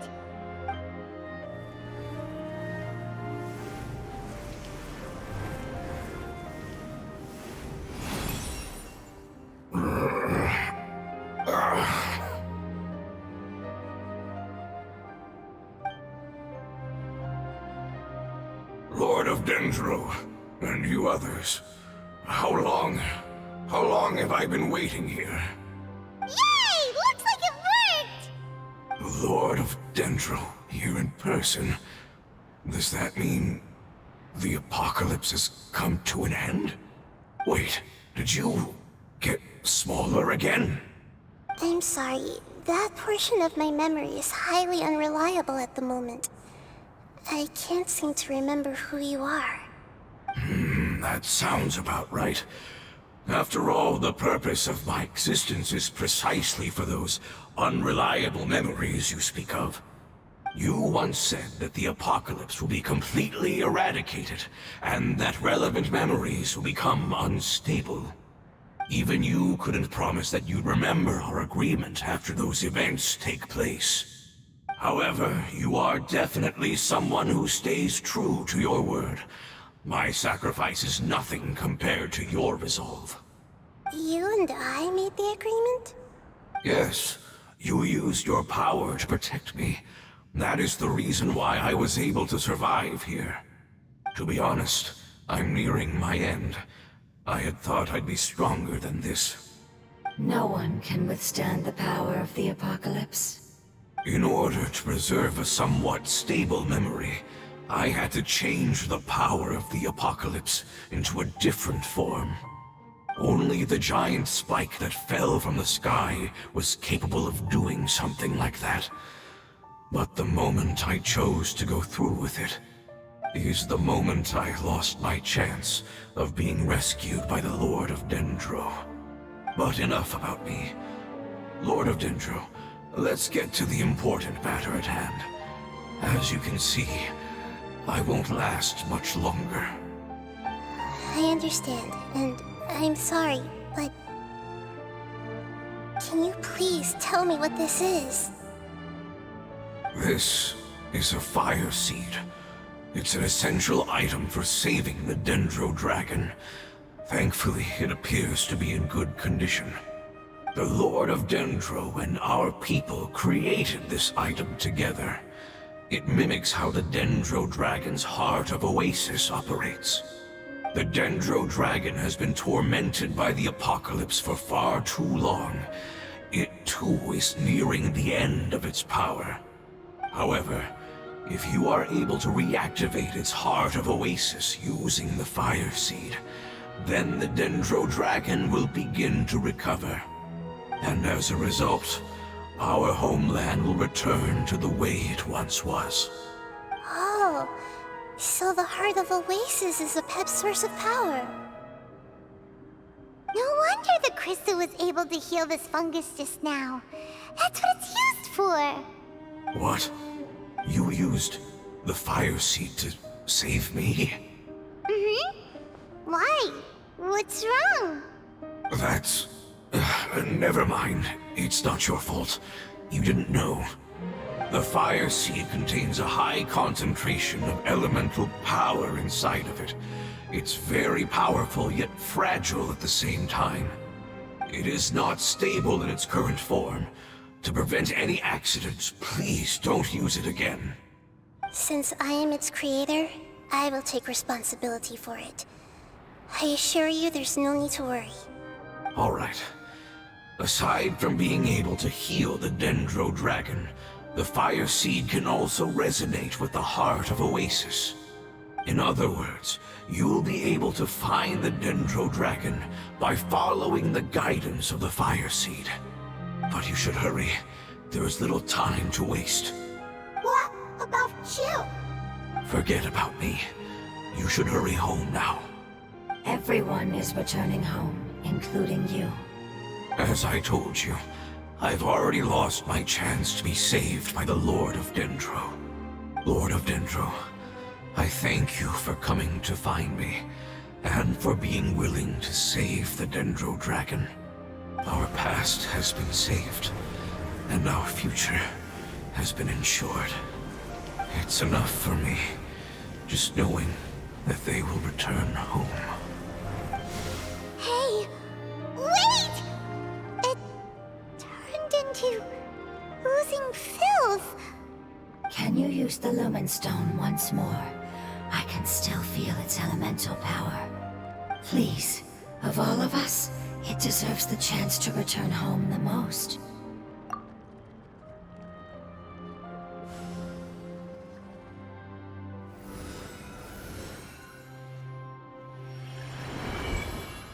This is a small ball of light that it left behind. I can feel it. I can feel its knowledge and emotions. It has all returned to its original elemental form and is becoming one with the other family members. Do not be sad, my friends. Its wish has come true, and it's very happy right now. Because its external form doesn't matter, right? Yes, because our external form does not matter, and our home has been saved. There is nothing more important than being together with family. Let's go!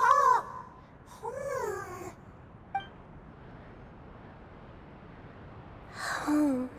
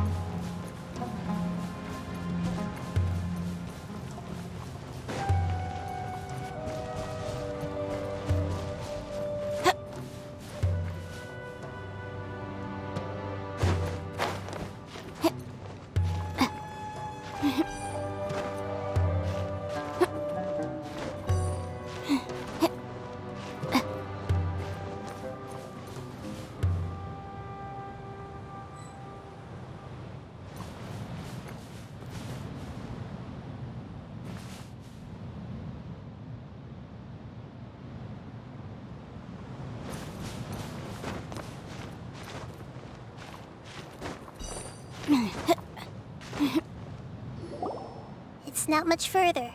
Follow me, we're close now.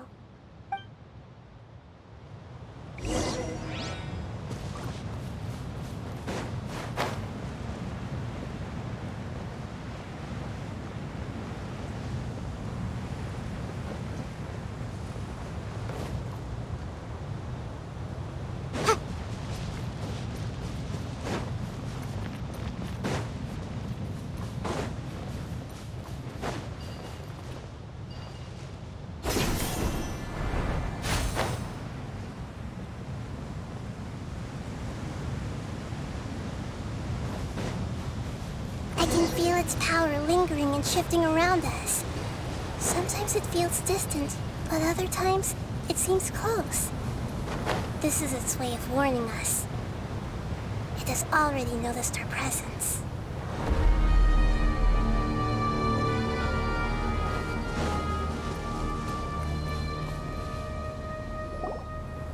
We won't be able to see anything if we keep going that way.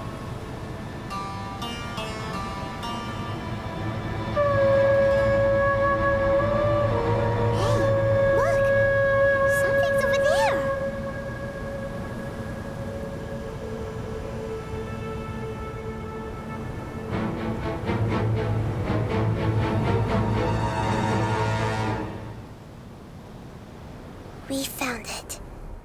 A pep, the Dendro Dragon.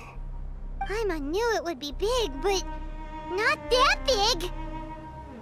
Puny god, puny human, leave my domain. Frail life forms like you cannot survive in the endless sands of the desert. A pep, we're here to save you. I do not need saving, especially not by you, Brewer. You are no different from Amun. Both of you have only existed for a fraction of what you know as time. Yet you call yourselves lords of this land by leaning on the heavens' glow. You're better off paying attention to your path ahead, as you will fall where you've fallen before. I know that you hate both gods and humans, but you've grown too weak now. Can't you let go of your hatred, even for only a moment? Let go. For only a moment. Foolish Boor. You will find no gratefulness from me, even if you heal me. You will only be reviving the dragon that will destroy Sumeru and the Seven Nations. No, you're ill, that's all. That I am. Time will bring death to all. It's unavoidable. Although I am gravely ill, my mind remains clear. I am different from the ancient dragons that came to terms with you. There's no need for this. There's no point in fighting. What we need is the truth. The truth. The shackles that the God of Wisdom cannot escape from. I have paid dearly for the truth, and you shall do the same soon enough. Hey, don't leave! Careful, something's coming. Ah, what is that? Paimon's never seen that before. It's our family. Huh? They're your family too? But they don't look anything like fungi. External form not important. Inner nature say. The composition of their elemental power is identical to ours. In other words, they're residents of our homeland. Is this what they've become after experiencing the apocalypse? This is also a form of adaptation, although a most gruesome and pitiful one. Many of our family members never made it out of the Dendro Dragon. They've gradually taken this form in order to survive the apocalypse. Is there any way to avoid fighting them? Hey! Can you guys talk? We're here to rescue you!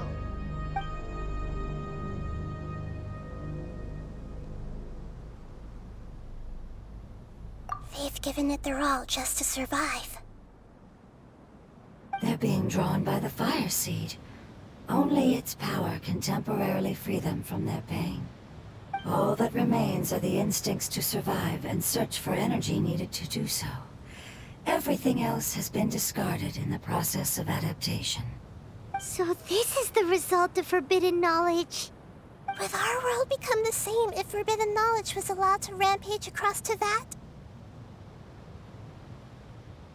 Like fish struggling on land, unable to find a single puddle of fresh water in the entire world. Yes, but please try to be gentle with them. They are not evil in nature. All they want to do is survive. Shine down! Gotcha. Take it easy. Fate is upon you.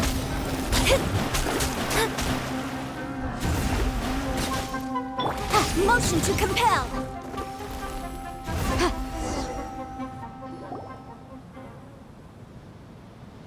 Paimon thinks they used up all their strength. They don't seem aggressive anymore. They want to go home. Yes, it was never their intention to leave the Dendro Dragon. Is there a way to make them revert to their elemental form? Years of torment is what turned them into their current state. Their external form has become their shackles. It seems only the Fire Seed or Epep's Heart of Oasis can save them. But it'll be risky if we use the Fire Seed again. Correct. We cannot use the Fire Seed again. Everyone goes home, not just us. This is becoming quite the dilemma. Let me think for a second. It's fine. Let's use the power of the Fire Seed. I can't bear leaving them in the desert like this. Don't worry, the decision is on me. I'll take responsibility for whatever happens.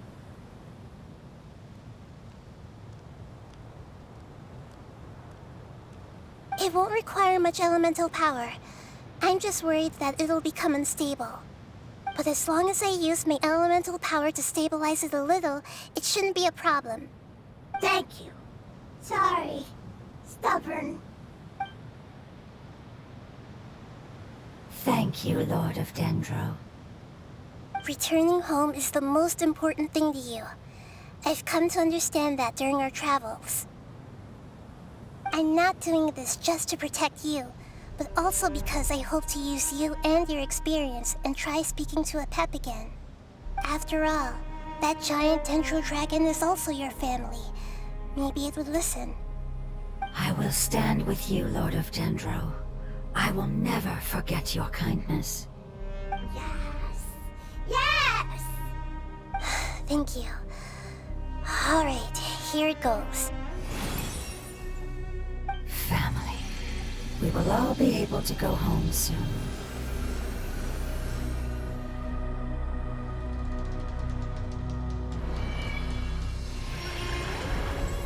Whoa, it's shining now. Endless amounts of knowledge and emotions are moving inside of me. They're all very excited. To imagine such growth could be achieved in such a short period of time. It's because you're carrying everyone's hopes and dreams. Yes, finally, we can go home. This is the last part. Let's go.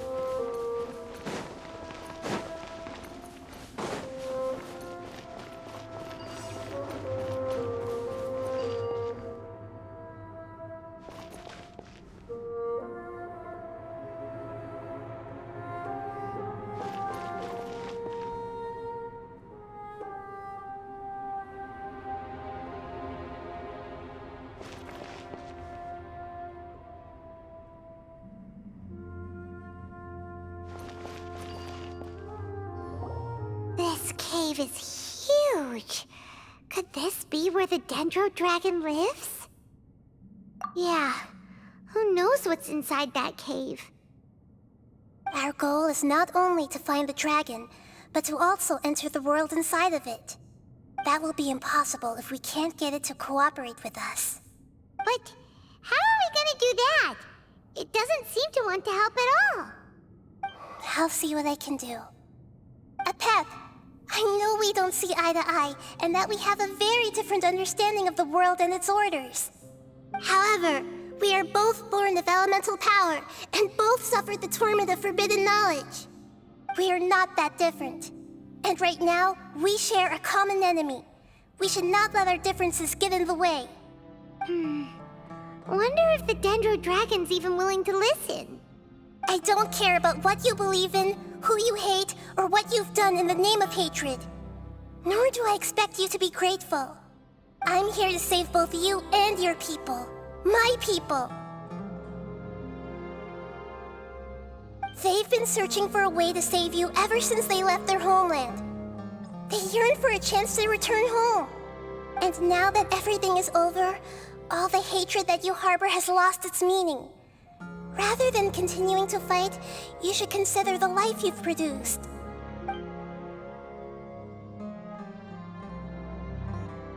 No response.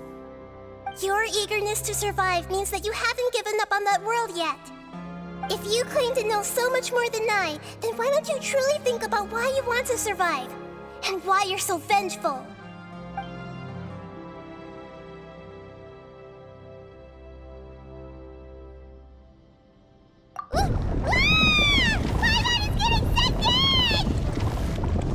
Please keep everyone safe. And send us to the homeland.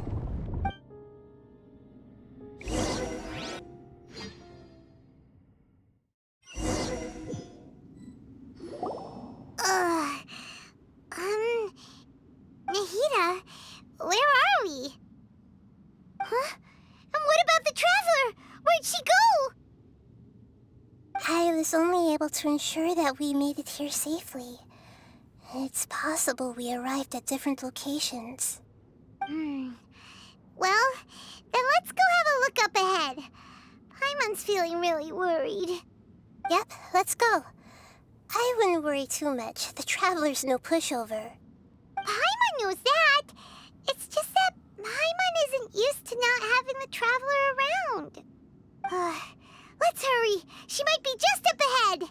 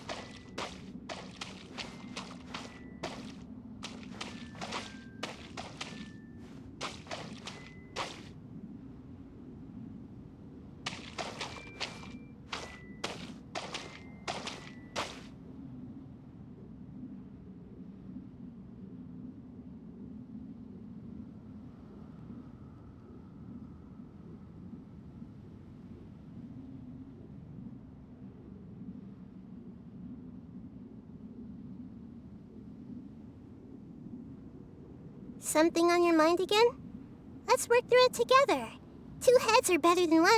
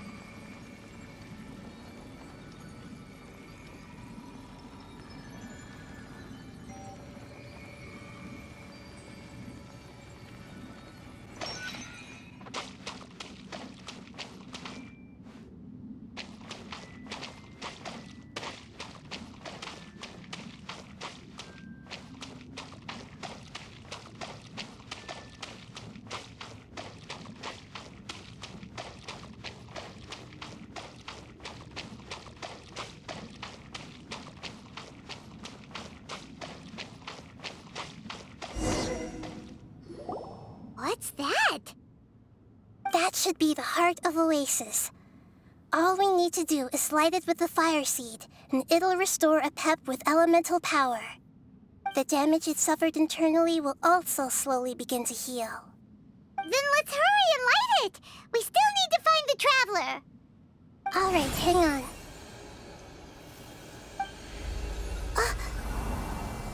Wait! The fire seed! What happened? It shattered. It was even more unstable than I expected. But why? We barely used it! I'm not sure.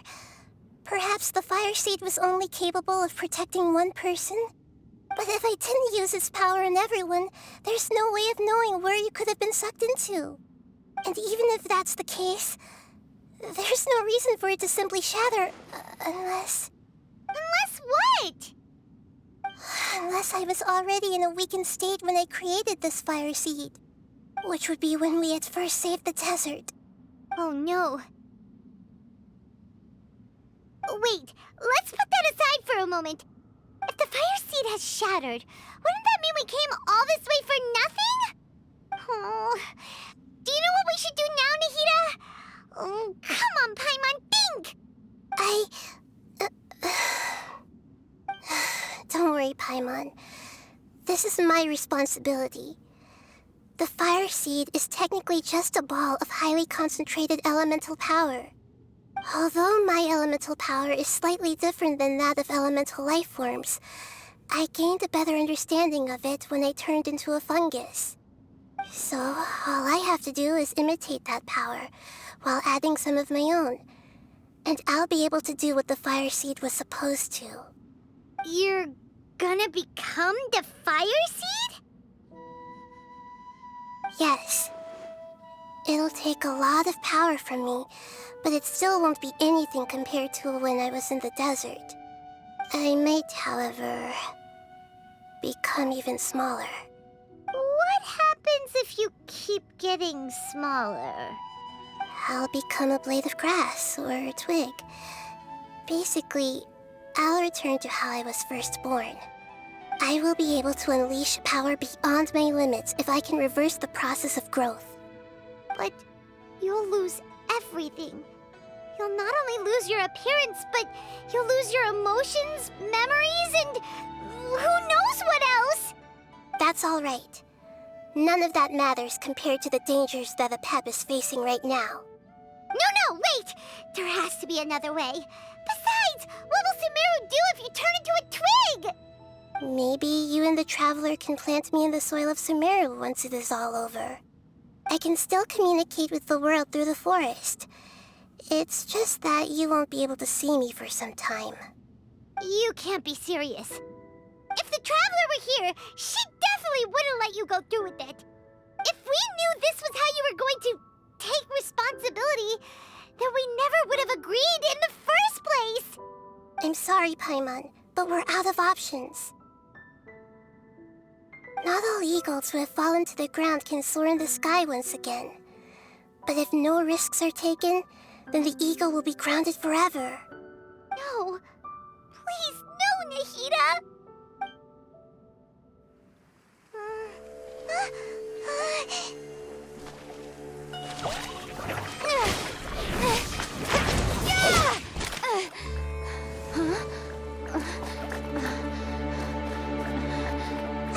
The fire seed shattered, and she's... I know. A sacrifice must be made, but not by the Lord of Dendro. We've all grown on this long journey.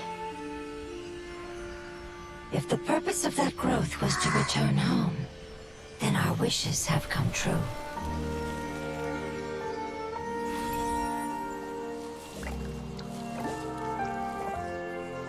Would you lend us your power? You knew it would come to this.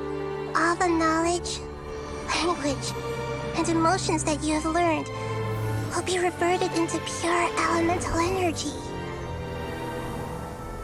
In your new homeland, nothing of who you were will remain.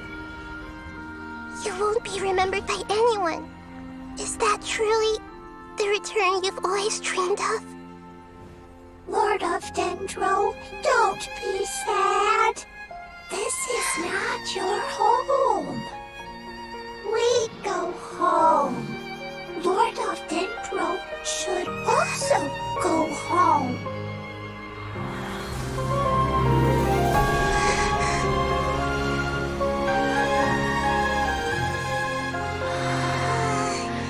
Hear us, please.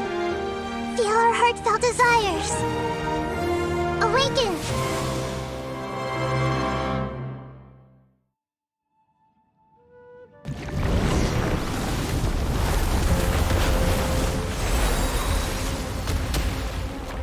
To imagine such growth could be achieved in such a short period of time.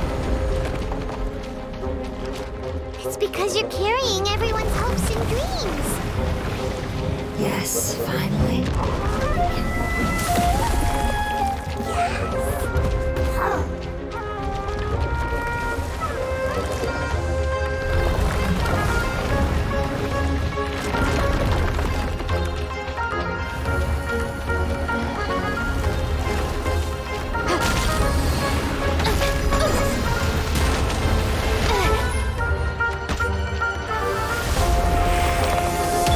There is no escape!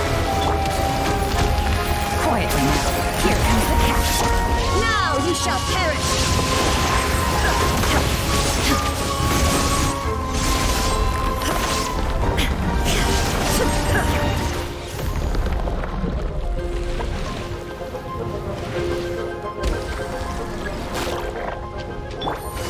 Gotcha. Thank you for protecting me with your elemental power. Goodbye. We may never meet again.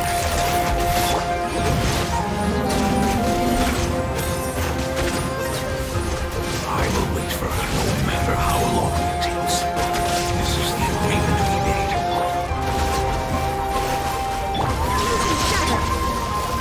Quietly now.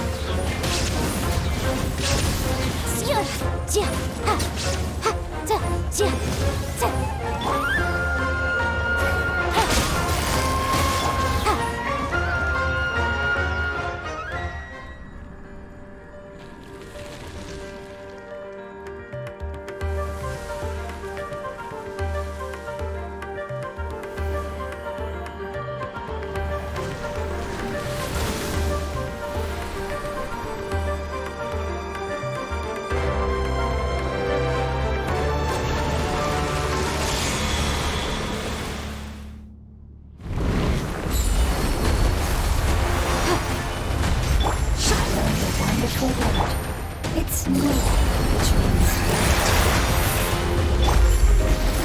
it will be your name.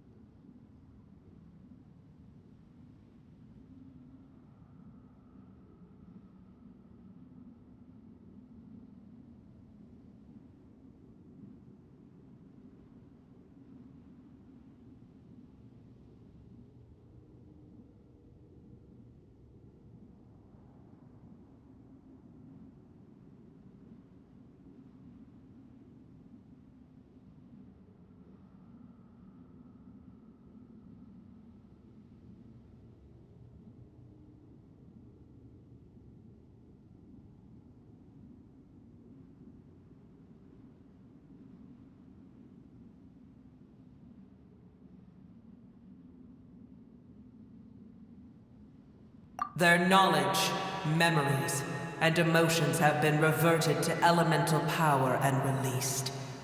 They are no longer able to respond to you. The guardians that have accompanied me for countless eras have also transformed into my elemental power, just as they did. They will be born once again now that they're one. There's nothing to be sad about. But that's different! They won't ever be the same. Paimon, we will never understand it, and it will never understand us. That's how it's destined to be. But as long as you can be healthy again, then nothing else matters to me, Apep. Samara will be free from threat as long as your health is maintained. I thought that my rage would be kindled once my power returned to me. However, what I feel now is a feeling that has long eluded me. The feeling of peace. The forbidden knowledge influenced you ever since you were contaminated, greatly amplifying your hatred and rage. Yes, there's no denying that. Although my hatred for that usurper from beyond the heavens still stirs deep within me, destroying you and your people serves me no purpose. Be that as it may, my position still stands, and I will have nothing to do with you. When you inevitably perish due to your ever-expanding curiosity, I will still sneer and mock you in my heart. Sheesh, who can put up with you? I respect your decision, and with time, I will prove to you that we will not repeat our mistakes. Before you begin resting, there is one last thing I would like to know. How did you become affected by forbidden knowledge? It's a long story. We all once believed in the distant past that only forbidden knowledge could give us enough power to defeat the heavenly principles. The Dragon King acquired the power of darkness from outside of this world, and led us in a fight against the order established by the outsiders. Dragon King? An unimaginable war took place into that, causing destruction on an unprecedented scale. The world itself was on the verge of collapse. In war, the victor would inherit the right to shape the world, while the losers must turn into ash. But I didn't give up on searching for a way to turn the tides, even after the death of the Dragon King. As I attempted to collect more forbidden knowledge from the corners of the world, as it was on the verge of collapse, I was stopped by the giant spike that fell from the sky. Sand dunes arose where there was only forest, and it was as if even Sumeru itself was trying to tell me that the era of the dragons was over. But you still didn't give up, did you? Because of Amun Al-Ahmar. Yes. Al-Ahmar eventually obtained this power with the help of Nabu Malikata. His ambitions continued to grow, and he planned to establish a powerful kingdom in my domain. Although I didn't think much of him, I allowed his actions under one condition. The condition was that after his death, all the knowledge he came to accumulate would belong to me. At that time, I still harbored deep regrets. By the time the Dragon King finally returned, the world had irrevocably changed. Some of the dragons have grown close to your kind, and have forgotten all about our hatred from when the world was taken from us. And some died, leaving behind nothing but their bones, while others chose to flee after experiencing pain and agony. But for me, the scales and will of the Dragon King still shine bright in my heart, even to this day. I will follow them until the end of my time. You really are insane. When Alakmar's proud kingdom collapsed, I swallowed him whole as I agreed and absorbed his elemental power. However, what I gained was no benefit. No. I gained the apocalypse. I used up all my strength just trying to keep the pain under control. I had no energy to analyze the knowledge he had accumulated. But even then, I still believed that his insanity was far greater than that of my own. So that's how the apocalypse started. I admit that I fell for his trap. I was like a final failsafe in his plan. Tiny Booer, and the rest of you, continue forward. I shall keep a watchful eye. How far will the life so dear and precious to the heavenly principles be able to go? I wonder.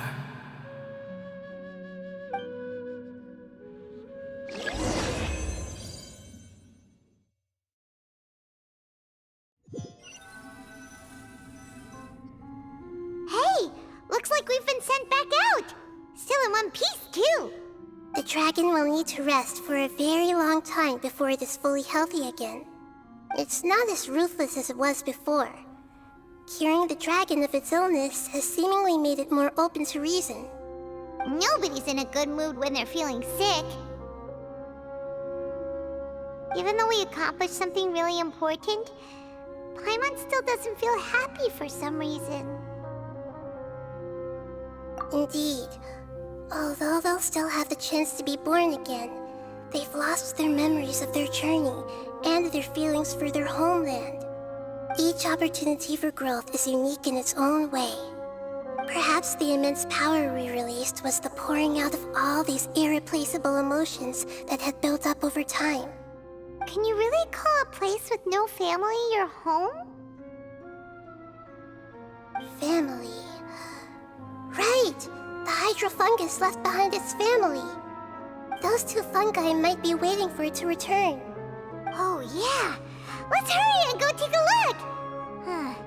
How are we going to explain all the complicated things that happened?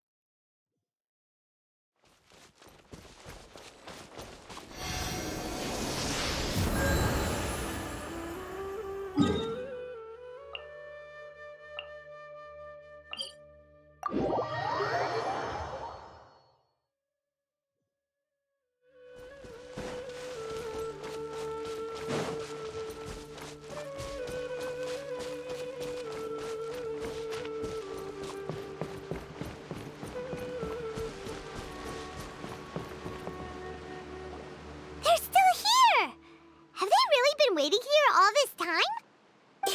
We're back. I'm sorry. I really am. But it's gone home and won't be able to return for a very long time. Don't be sad. It did it to protect you. Your happiness is more important to it than anything else in the world. It's said that Noor is its most important family member. That's your name, isn't it?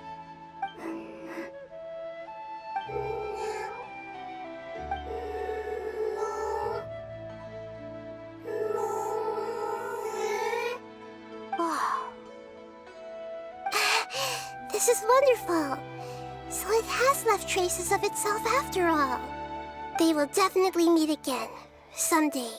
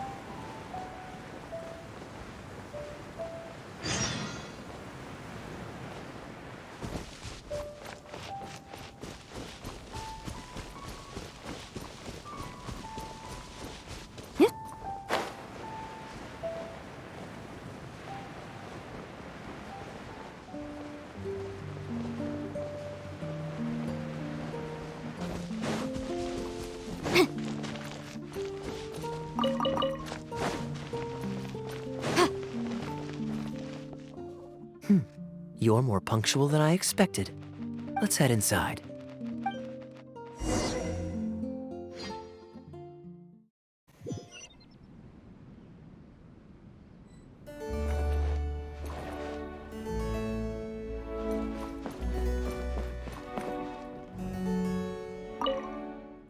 Master Kaya? And the Traveler? Welcome, welcome. Please, come in. I'll fetch you both something to drink. Long time no see, Elzer. Yes, it's been a while, hasn't it? So what brings you back to the winery this... Sorry. Is there anything I can do for you? No need to be so formal. I just returned from Sumeru and dropped by to see you all. Ah, what a pity. Master Diluc went out to handle business last night and hasn't returned yet. Never mind. The main thing is that you and Adeland are here. Oh, speaking of Adeland, where is she?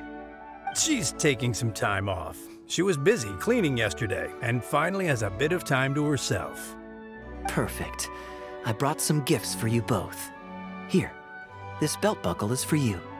My goodness, it's exquisite. Thank you, Master Kaya.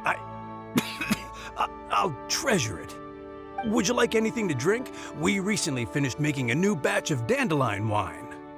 Well, what perfect timing. I was just wondering how this year's batch was coming along. Let me fetch a barrel and have someone deliver it to the Knights of Favonius headquarters for you.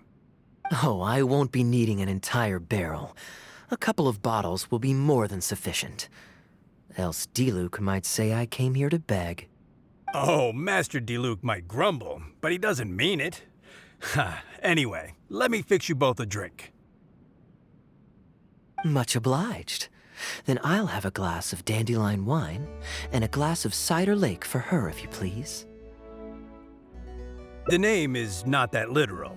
It is a drink with virtually no alcoholic content, as Master Kai will be aware. I'll prepare them now. Please, wait a moment. Strictly speaking, that's not entirely true. Cider Lake does have a tiny amount of alcohol in it. Please, enjoy. Pleased you liked it. Looks like my bartending skills haven't faded with age. How have you been recently? Is the winery's business doing well? To tell you the truth, we've had our work cut out for us recently trying to fulfill some major orders. Things have only just started to quiet down over the last couple of days. So, you've had no time off lately? Master Diluc was concerned about the same thing. But with him being out on business for a few days, who would take care of business and the guests if I were to take time off? Maybe some other time. At least take half a day to see a doctor and make sure you're okay. If your condition worsens, Diluc will never forgive himself. You make a fair point. If you're worried about having someone to handle the winery, why not leave it to me? I'm familiar enough with your responsibilities to cover for you for a while. Master Kaya, Please, come back to the winery more often. We all miss you very much. All right. No need for that kind of talk. Come on, I'll see you out.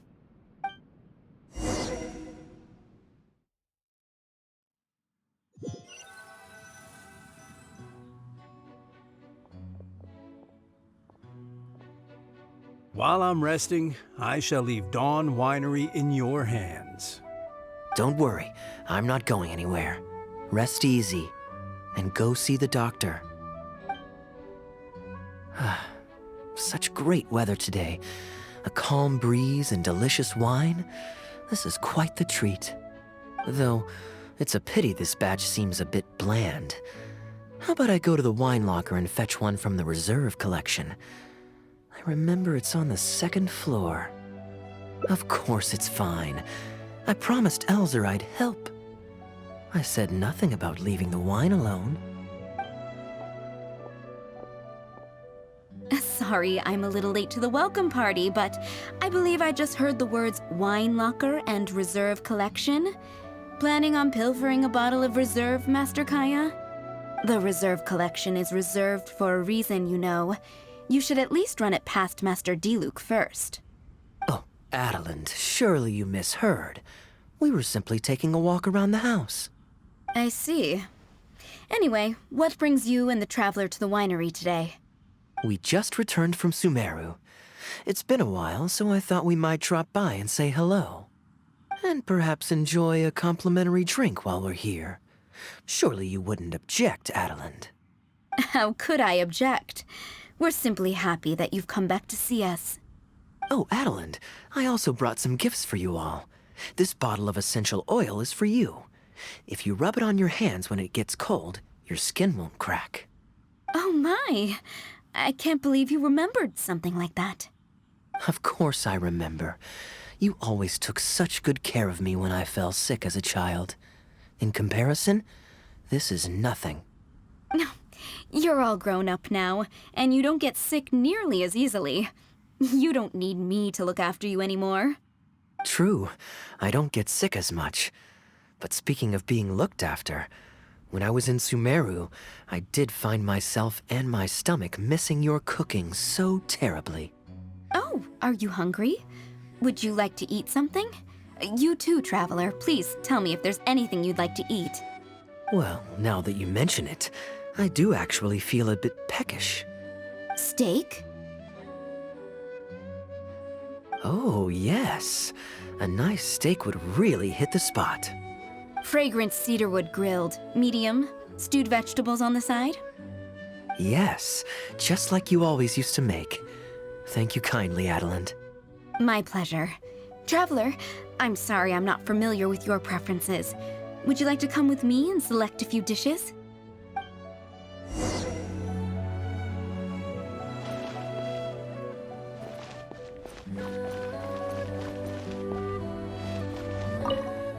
Grilling the steak over fragrant cedarwood infuses it with more flavor than pan-frying it.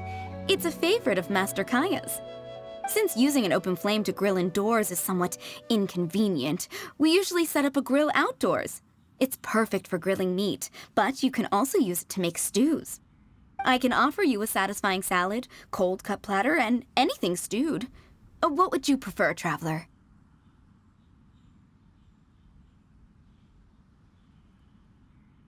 Okay, right away. Master Kaya really likes stewed vegetables, but it takes the most time. So I'll start making that first and then prepare your meal once that's underway. Of course! I looked after him and Master Diluc when they were growing up. He wasn't always such a complicated character. He was a gentle child, polite and very sweet. Boys, huh?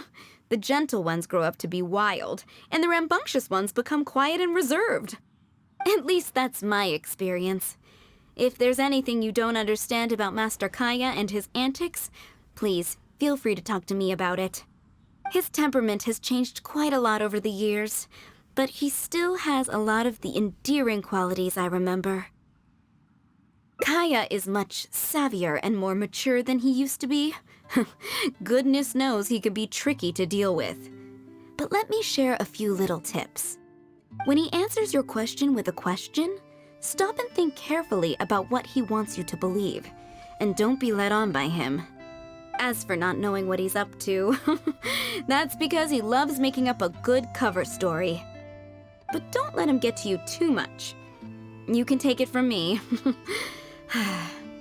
You were drinking a cider lake just now, right? Do you know why it's called that? The name was coined by none other than Master Crepus when he mixed the drink for Master Kaya himself. Oh, they were adorable when they were young. One time, the winery was hosting a banquet, and Master Crepus strictly forbade Master Diluc from drinking.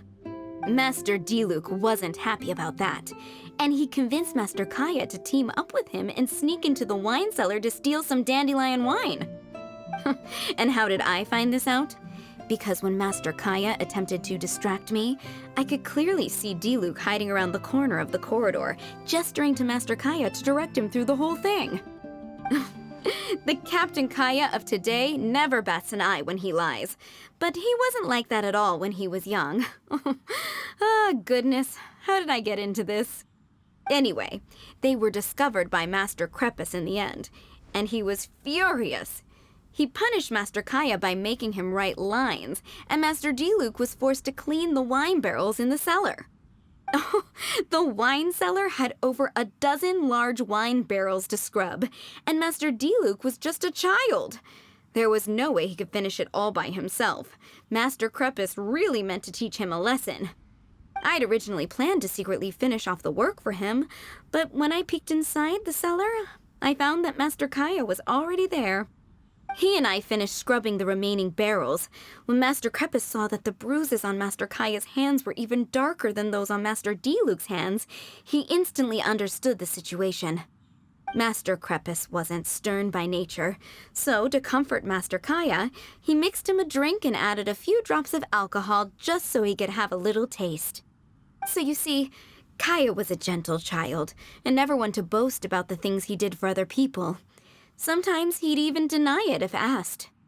His friends have a special place in his heart, even if he keeps this to himself. Kaya's quite a smooth talker these days, but I can tell that his habit of quietly helping others hasn't changed. Ah, good.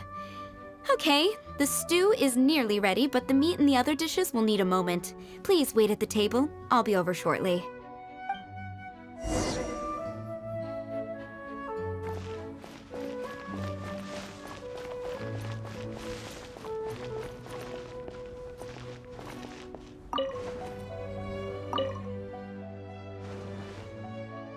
Drinking fine wine, eating Adeline's steak?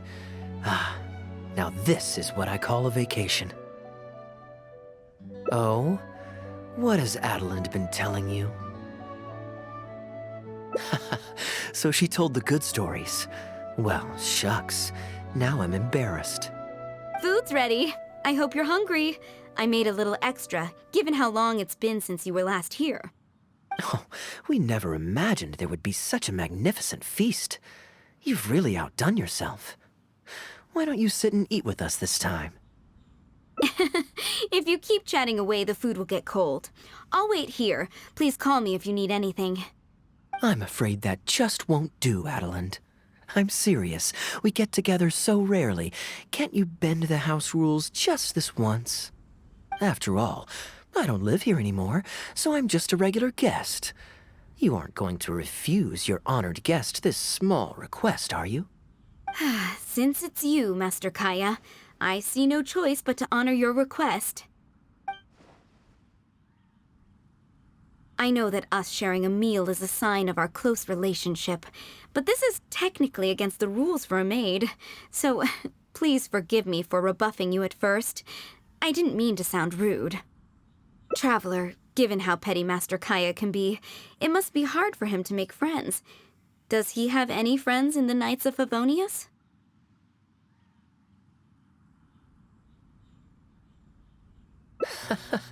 Looks like my efforts have paid off. See, Adeline? Hello, everyone. Pardon me, but is this Dawn Winery? I'm Guangzhe, a guard with the Secure Transport Agency under the Leo Communications Office. Here's my card. No wonder Elzer felt so strongly about staying. He certainly wasn't kidding about how busy it is. Mr. Guangzhe, a pleasure to make your acquaintance. The pleasure is all mine. The Secure Transport Agency has worked with your fine establishment in the past, though we have only corresponded through letters. I always found it a great pity that I, the overseer of our cooperation, have never had the occasion to visit in person. Why don't we go inside to discuss the details? No doubt the conversation will flow better with some of our wines to taste. Adeline, we'll continue our discussion later. Could you fetch some apple cider for the three of us? Certainly, Master Kaya. Please wait a moment.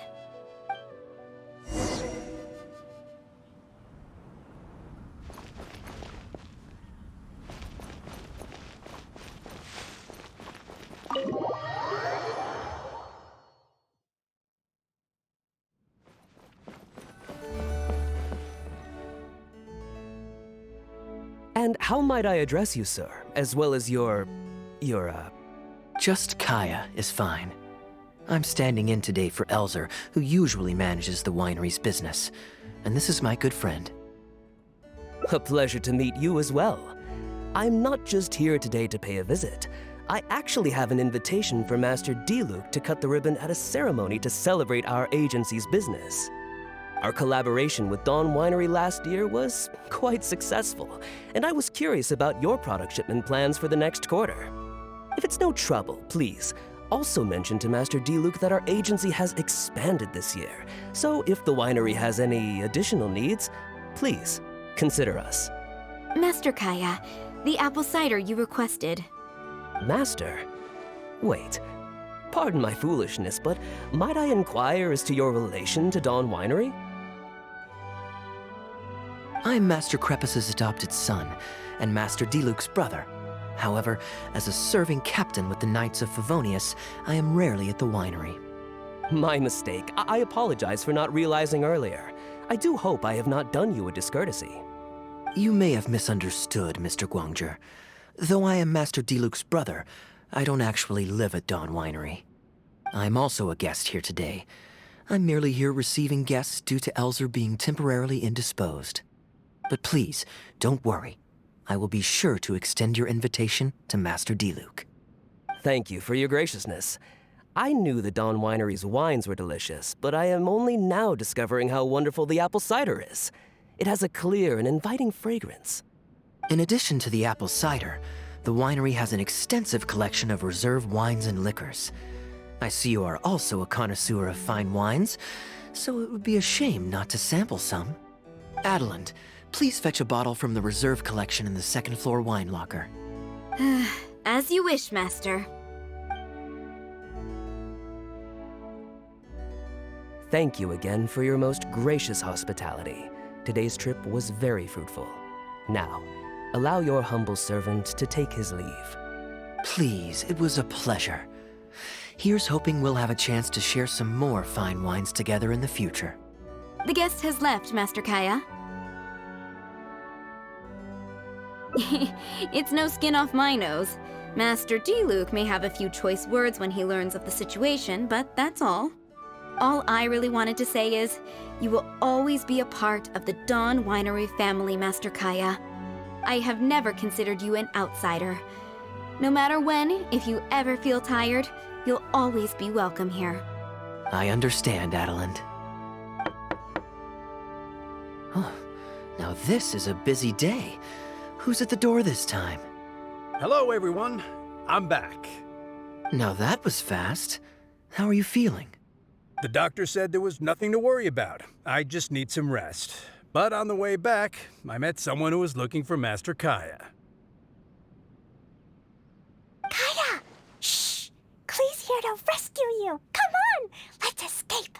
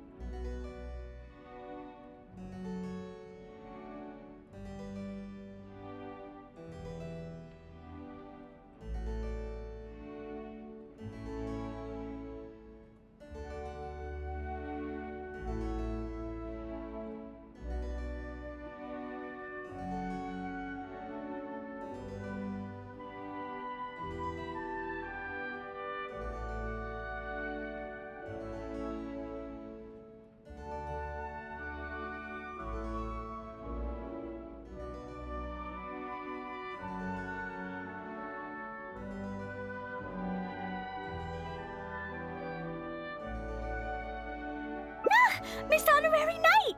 Are you grounded with Kaya too? Grounded? Yes, Albedo was saying something about that. Sumeru was fun, but it can't compare with Mondstadt. So here we are. You two must have done something to make Jean mad, but that's okay. Kaya has rescued Klee loads of times before, so when Albedo told me you came back, I went and said sorry to Jean. Kaya, you're free now! We can go play together again! Oh, if my memory serves me correctly, this child is... This is a fully qualified Knight of Favonius, Klee. Hello, miss! I'm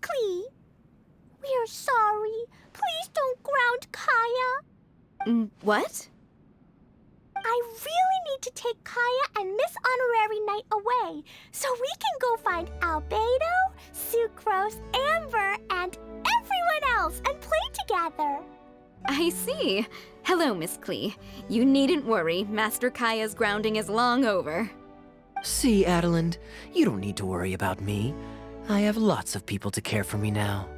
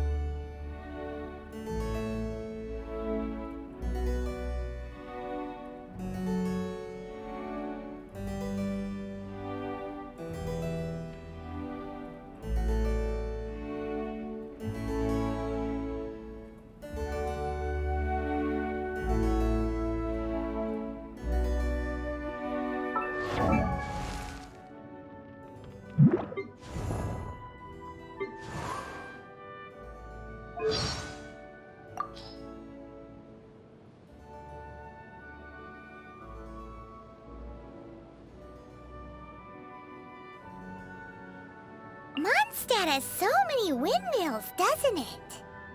Well, the city is built above water, so it probably relies on windmills to draw the water upwards. That's correct! The winds blow through Mondstadt all year, so this supply of water is very stable. Also, the windmills are what they call visible winds, and wind chimes are called the audible winds. Paimon guesses they can be thought of as mascots and prayers to the animal Archon for protection. Ah, mascots. So, like you then, Paimon? No, not at all! They're made of wood, and you can't eat them in an emergency either, because all you'll do is grind your teeth down. I don't know what to say to that. I've heard that if you give tavern owners a considerable tip, they'll be willing to share some information on the down low. You mean the angels share? But Master Diluc seems like a very rich man. How big a tip is considerable anyway? Huh. Maybe I might have heard wrong. Or maybe I might have heard this rumor in another world. You sure have been to many worlds, haven't you? Cider Lake never freezes, no matter what time of year it is. The best apple ciders in Mondstadt can only be made using the fresh water from this lake. It really does taste great. Paimon could drink 2 big bottles in a second. Wow. With your size, I can't believe that you can drink that much liquid and not explode like an animo slime. Paimon has a special stomach just for tasty drinks. Huh. I guess the world really is a big place. So many things to consider.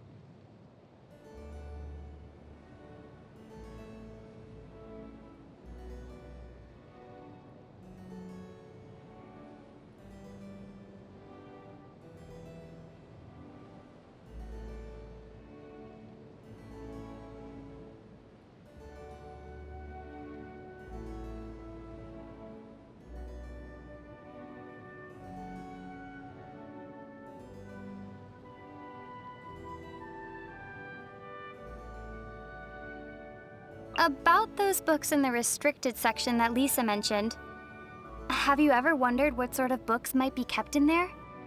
Perhaps it contains books not suitable for children? Huh?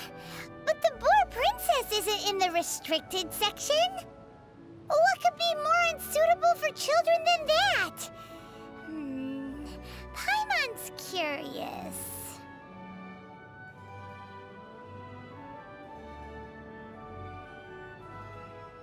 Paimon finds that hard work hardly works here in Mondstadt. Why do you say that? Just look at Huffman from the Knights of Favonius. He does his best at his duties every day. But the ever-relaxed Captain Kaya is his boss. But isn't Jean, who works the hardest, the acting Grand Master? Well, how about this then? Venti's the god of Mondstadt, and he's the laziest of them all. Sure would be nice to spend a night at the Goth Grand Hotel. Paimon thinks so too. The rooms are sure to be big and clean. Still, I've heard Mr. Goth say that they've had all kinds of strange problems ever since the Fatui moved in. The electro-sissons that their mages brought in attracted a lot of dust with static electricity, which ended up killing a lot of those sissons. Then, someone mixed up the mist grass pollen and the pepper, and the agents ended up brawling amongst themselves, each insisting that the other owed them money for wine.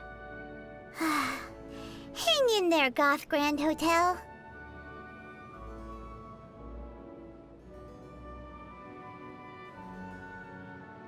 Everyone says that Mondstadt is the land of the wind.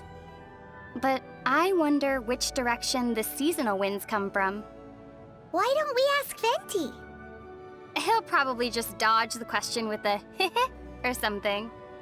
True. The Animal Archon is just a tone-deaf bard. What does he know about the wind? So here in Mondstadt, alchemy is practiced out on the streets? Is that so strange? In many of the worlds I've been to in the past, alchemy has always been a secretive art. Watching alchemy being practiced as a part of daily life is like being in a world where people all have 3 stomachs. Paimon thinks only having one stomach is weird. Are you serious? What do you think? Tevat's day and night both seem particularly short. The skies here are full of stars, but they aren't the same as the ones back home. I wonder if the fates of people from Tevat are also related to their constellations. Oh? Do you know how to read the stars too? That's amazing! Not a lot of people outside Sumeru can do it. Paimon's curious. Come on, do a reading for me, quick! The night sky pictured on Paimon's cape flows with the light of many stars, and also of the deep ocean. The movement of these stars tells me that, in, say, 7 days from now... In 7 days what? Something good or something bad might occur. Right. Your theory sounds as rock solid as a geoslime, and about as brainy, too.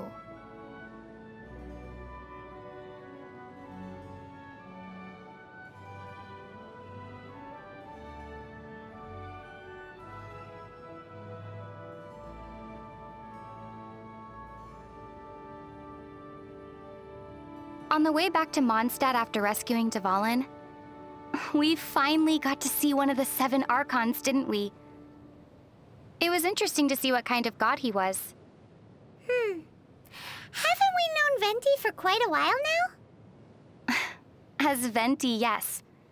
But still, this was the first time that we got to see him as the Animo Archon Barbados. Normally, he hides his true divinity behind the facade of a bard.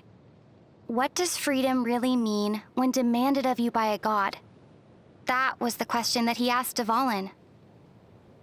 I'm still contemplating that. You know? Mondstadt is full of wide plains and rolling hills. People say that when Barbados made this land, he used the storm to flatten the cliffs and valleys. Still, it looks like he missed a few spots. Like Star Snatch Cliff? Exactly. On the map, it almost looks as if it was meant to be the apex of a vertical structure, but ended up at the wrong orientation. What's an apex? Paimon's heard that couplets are a traditional art form in Liyue. If you can write a line that works as a second half to one that someone else has written, you'll be well paid. But linking the couplet is hard, so it's not easy money. Not only does the rhythm need to match, but the meaning has to as well. Care to give an example? Wind rises, winds never churn. But the sea of clouds always return. Huh, not bad. Let's not waste time here. We've got some money to make. There's a saying of Rex Lapis that's commonly used here in Liyue. Paimon thinks its rough meaning is don't play with your money. It's because the first Mora were minted from his golden form and given to humans in trust. Kaya sure seems to enjoy playing with his money. And that's why you shouldn't learn from him. Well, as a child, I was taught not to play with my food. Yup. You've got to respect your food. What are you looking at Paimon for? Walk in 7 clockwise circles, then walk in 7 anti-clockwise circles. Then open your eyes. Are you sleepwalking? Nope. Paimon is just trying to see if that antique shop from Heart's Desire actually exists. Well, assuming that a shop in a story does exist, what would you like to buy, Paimon? A slime creator. Does such a thing even exist? Lately, some Guhua clan disciples have been retelling an ancient story. The Guhua clan, huh? Paimon bets it's a heroic story. Several female disciples decided to partake of a contest of arms to see who would marry their male junior, and he approved. Ooh, Paimon's heard this one. In Lille, they call this a joust for a spouse. But the night before the contest, he stole the eldest disciple's favorite sword. Ah, so he wanted her to lose. Poor girl. I know, right? Forced to use a sword she wasn't used to, the eldest disciple suffered a crushing defeat. Unable to accept this result, she fell to her knees and wept. Oh no! She must have really loved him, right? In the end, she was forced to marry him in front of everyone. Wait! So the loser had to marry him?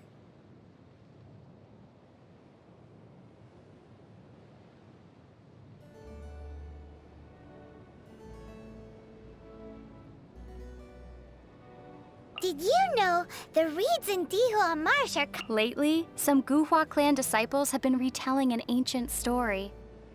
The Guhua clan, huh? Paimon bets it's a heroic story. Did you know the reeds in Lately, some Guhua clan disciples have been retelling an ancient story. The Guhua clan, huh? Paimon bets it's a heroic story. Several female disciples decided to partake of a contest of arms to see who would marry their male junior, and he approved. Ooh, Paimon's heard this one. In Lille, they call this a joust for a spouse. But the night before the contest, he stole the eldest disciple's favorite sword. Ah, so he wanted her to lose. Poor girl. I know, right? Forced to use a sword she wasn't used to, the eldest disciple suffered a crushing defeat. Unable to accept this result, she fell to her knees and wept. Oh no! She must have really loved him, right? In the end, she was forced to marry him in front of everyone. Wait! So the loser had to marry him? Did you know the reeds in Dihua Marsh are common materials used in making paper? The solid reed cores are used to make pens, while the hollow part is used to make flutes. It's all very sophisticated. Over the years, many heroes and swordsmen have also chosen Dihua Marsh as the location of their duels. The more reeds, the more elegant the place. But in places where the reeds are the thickest, the water can be quite deep. So there are a lot of unlucky duelists who fall in and drown while the duel is on. Huh. And what's my takeaway from all of this supposed to be? Don't get into a fight in Dihua Marsh. Paimon's heard that in Lille, people call the crane the gentleman bird. And do you know why that is? Paimon's not quite sure.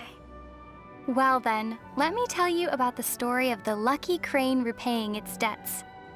A long, long time ago, there was a kind-hearted scholar who saved a lucky crane that had fallen into a trap.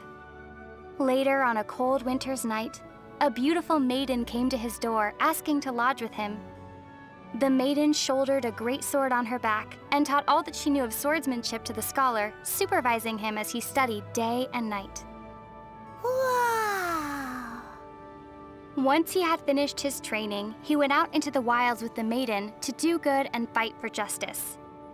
10 years later, the lucky crane took the form of a gentleman and finally came to return the favor, but discovered the couple had already lived out a fortuitous life. And that's the story known as the Gentleman's 10-Year Debt. Ah! Rumor has it that Jueyun Karst is the abode of the Adepti. Wow! The abode of the Adepti! Perhaps we'll meet the Adepti on those cloud-piercing mountain peaks. Wow! Meeting Adepti! But I wonder, how would one normally communicate with the Adepti? Wow!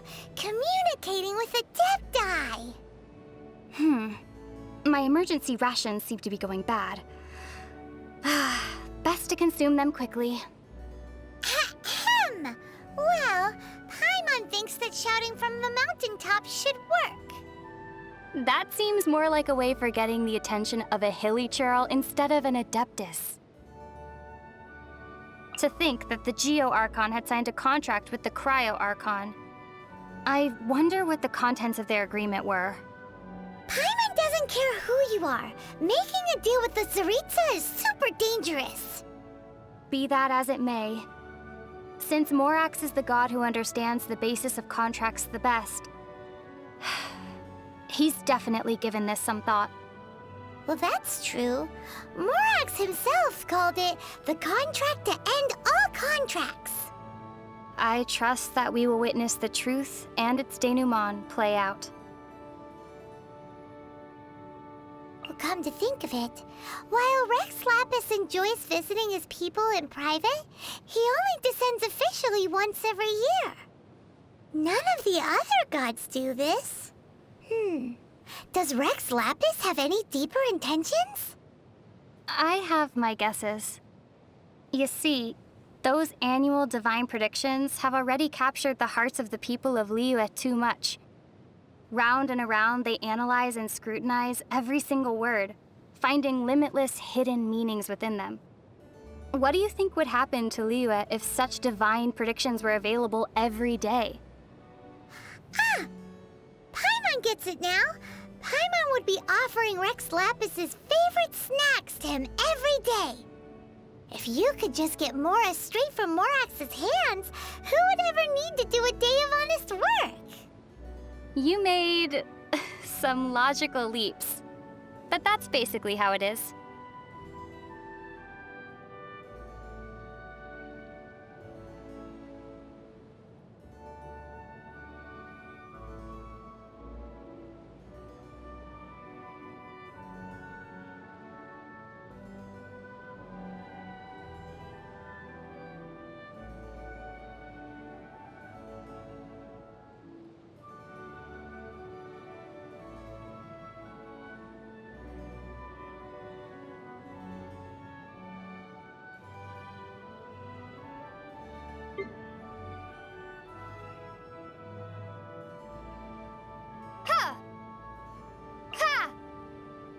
Windblade!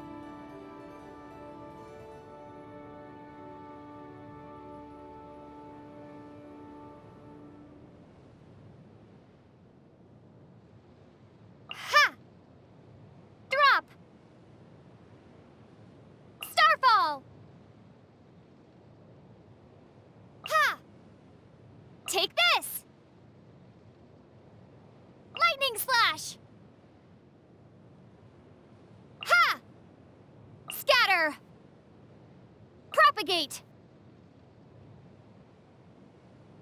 Ha! Go! Water Jet! Yeah! Be gone! Prepare to be blown away! Ha! Shake! Crumble apart! Ha! Thunderclap! Bellowing thunder! Sa! Germinate! Spring forth! Nya! Nya! Nya! Wipe out! Bombs away!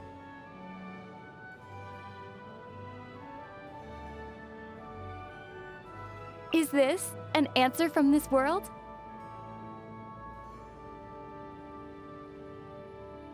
A reward on the road. I'll keep this close.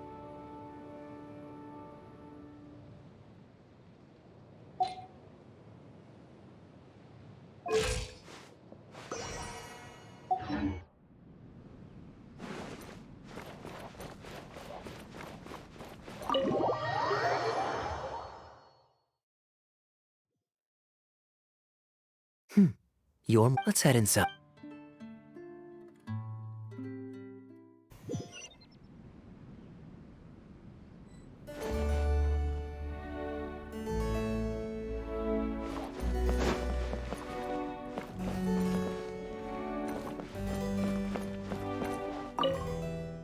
Master Kaya? Long time no No need to be so... what? Never mind. She's taking... Perfect. Would you like anything? Well... Let me fetch a barrel. Oh, I won't be... Oh, Master... Much obliged. Then I'll... The name is not that literal. It is a drink with virtually no alcoholic content. Strictly speaking... Please, enjoy. Pleased you liked it. How have you been, To tell you the truth. So, you've had... But with him being... At least take... If you're worried about Master Kai. All right.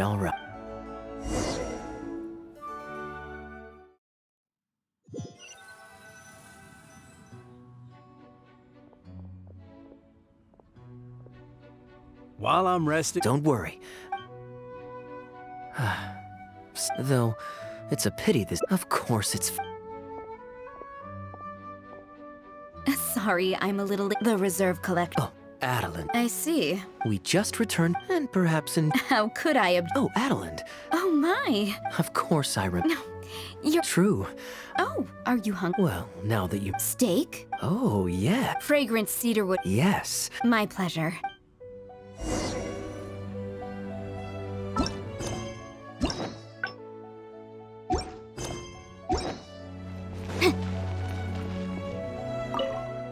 Grilling the steak over since using an open, I can offer you a satisfying salad. Okay, right. Master Kaya really likes stew. Of course, he wasn't always such. But at least his temperament has changed quite a lot over the years. Kaya is much savvier and more when he answers your. As for not knowing, but don't let him get to you too much. Do you know why it's? Oh, Master Dilu, and how. Anyway, though I'd originally planned, he and I finished Master Crepus. So you see, his friends have a spec. Kaya's quite a smooth talker. Good.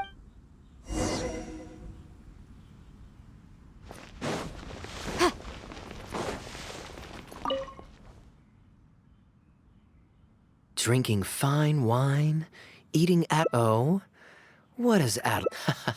So she... Food's ready. Oh, we never imagined... If you keep chatting... I'm afraid that, after all... Since... I know that us sharing a meal is a sign of our close traveler, given how petty Master... See? Hello, everyone.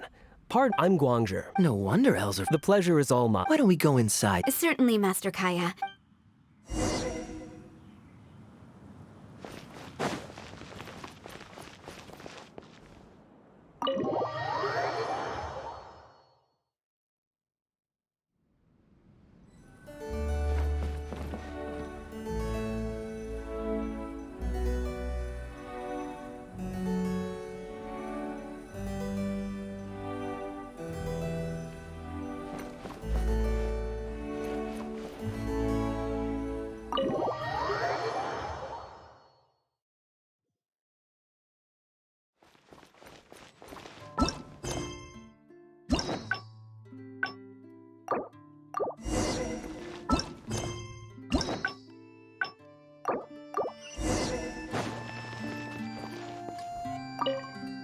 Grilling the steak over. Since using an open, I can offer you a satisfying okay?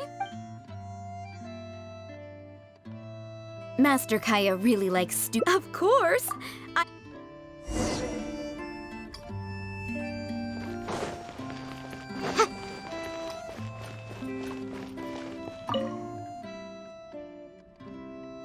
Drinking fine wine.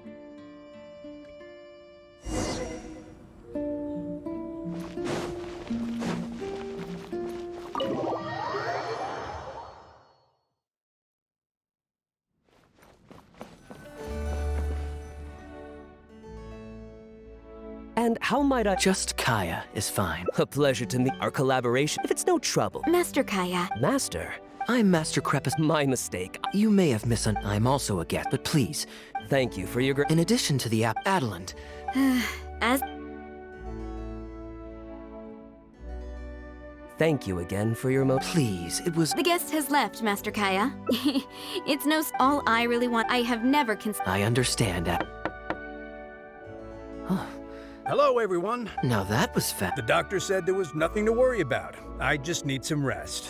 But on the way back, I met someone who was looking for Master Kaya. Kaya! Shh!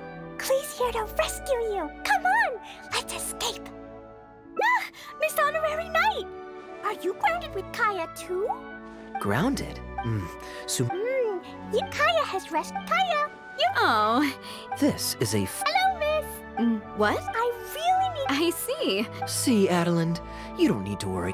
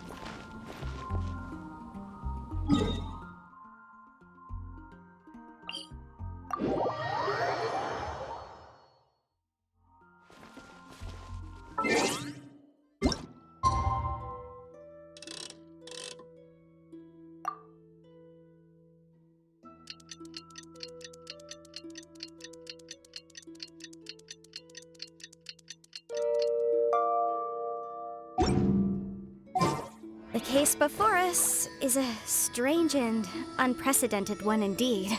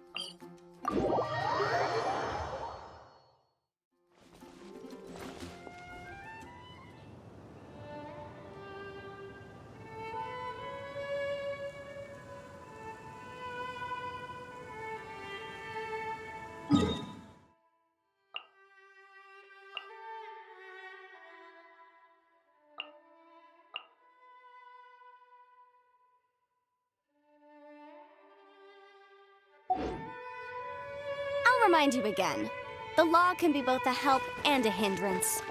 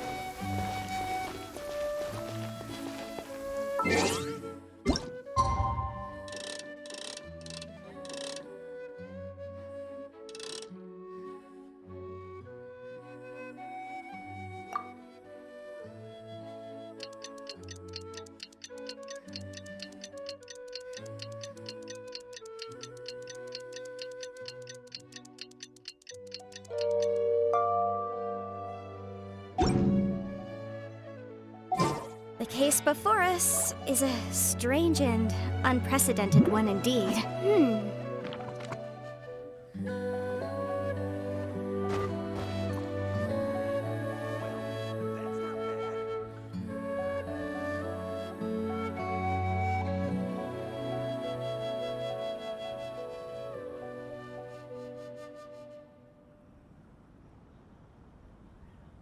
I'll remind you again. The law can be both a help and a hindrance.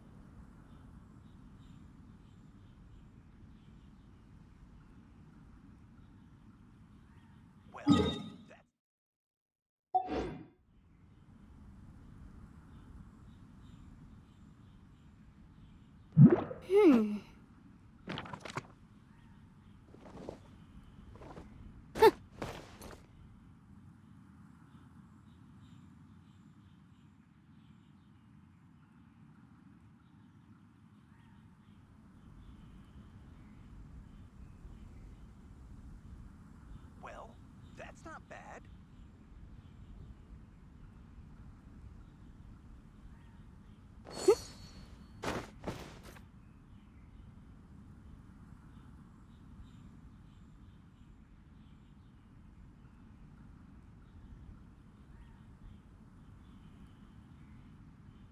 Sometimes the law is compatible with human nature, but sometimes the two conflict.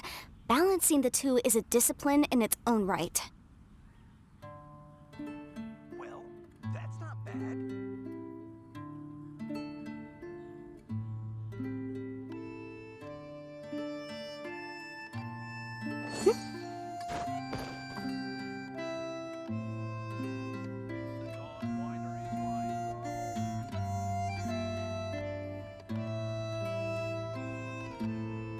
Well, that's not bad.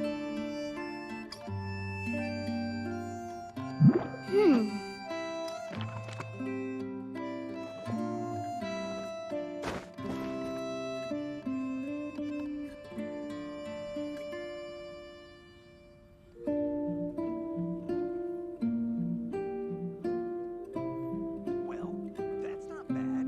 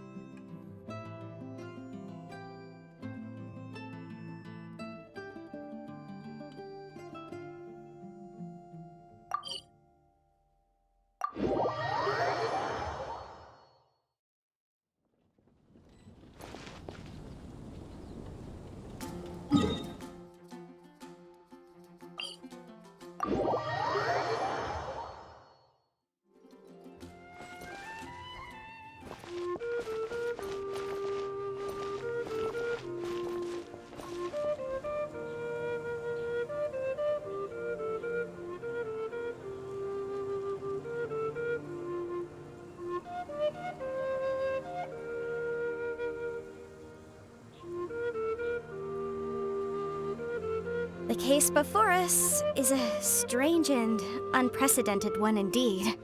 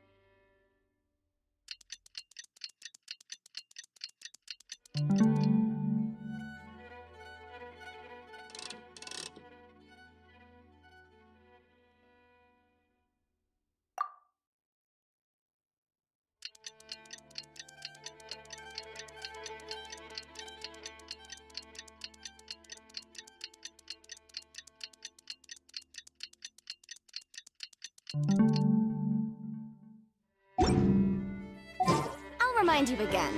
The law can be both a help and a hindrance.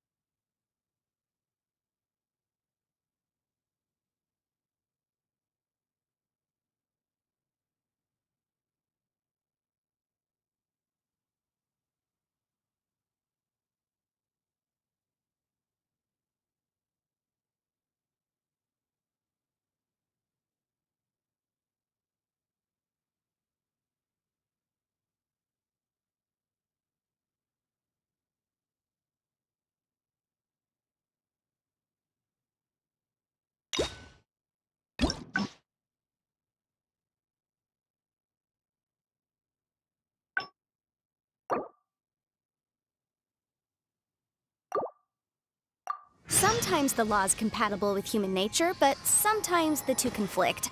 Balancing the two is a discipline in its own right.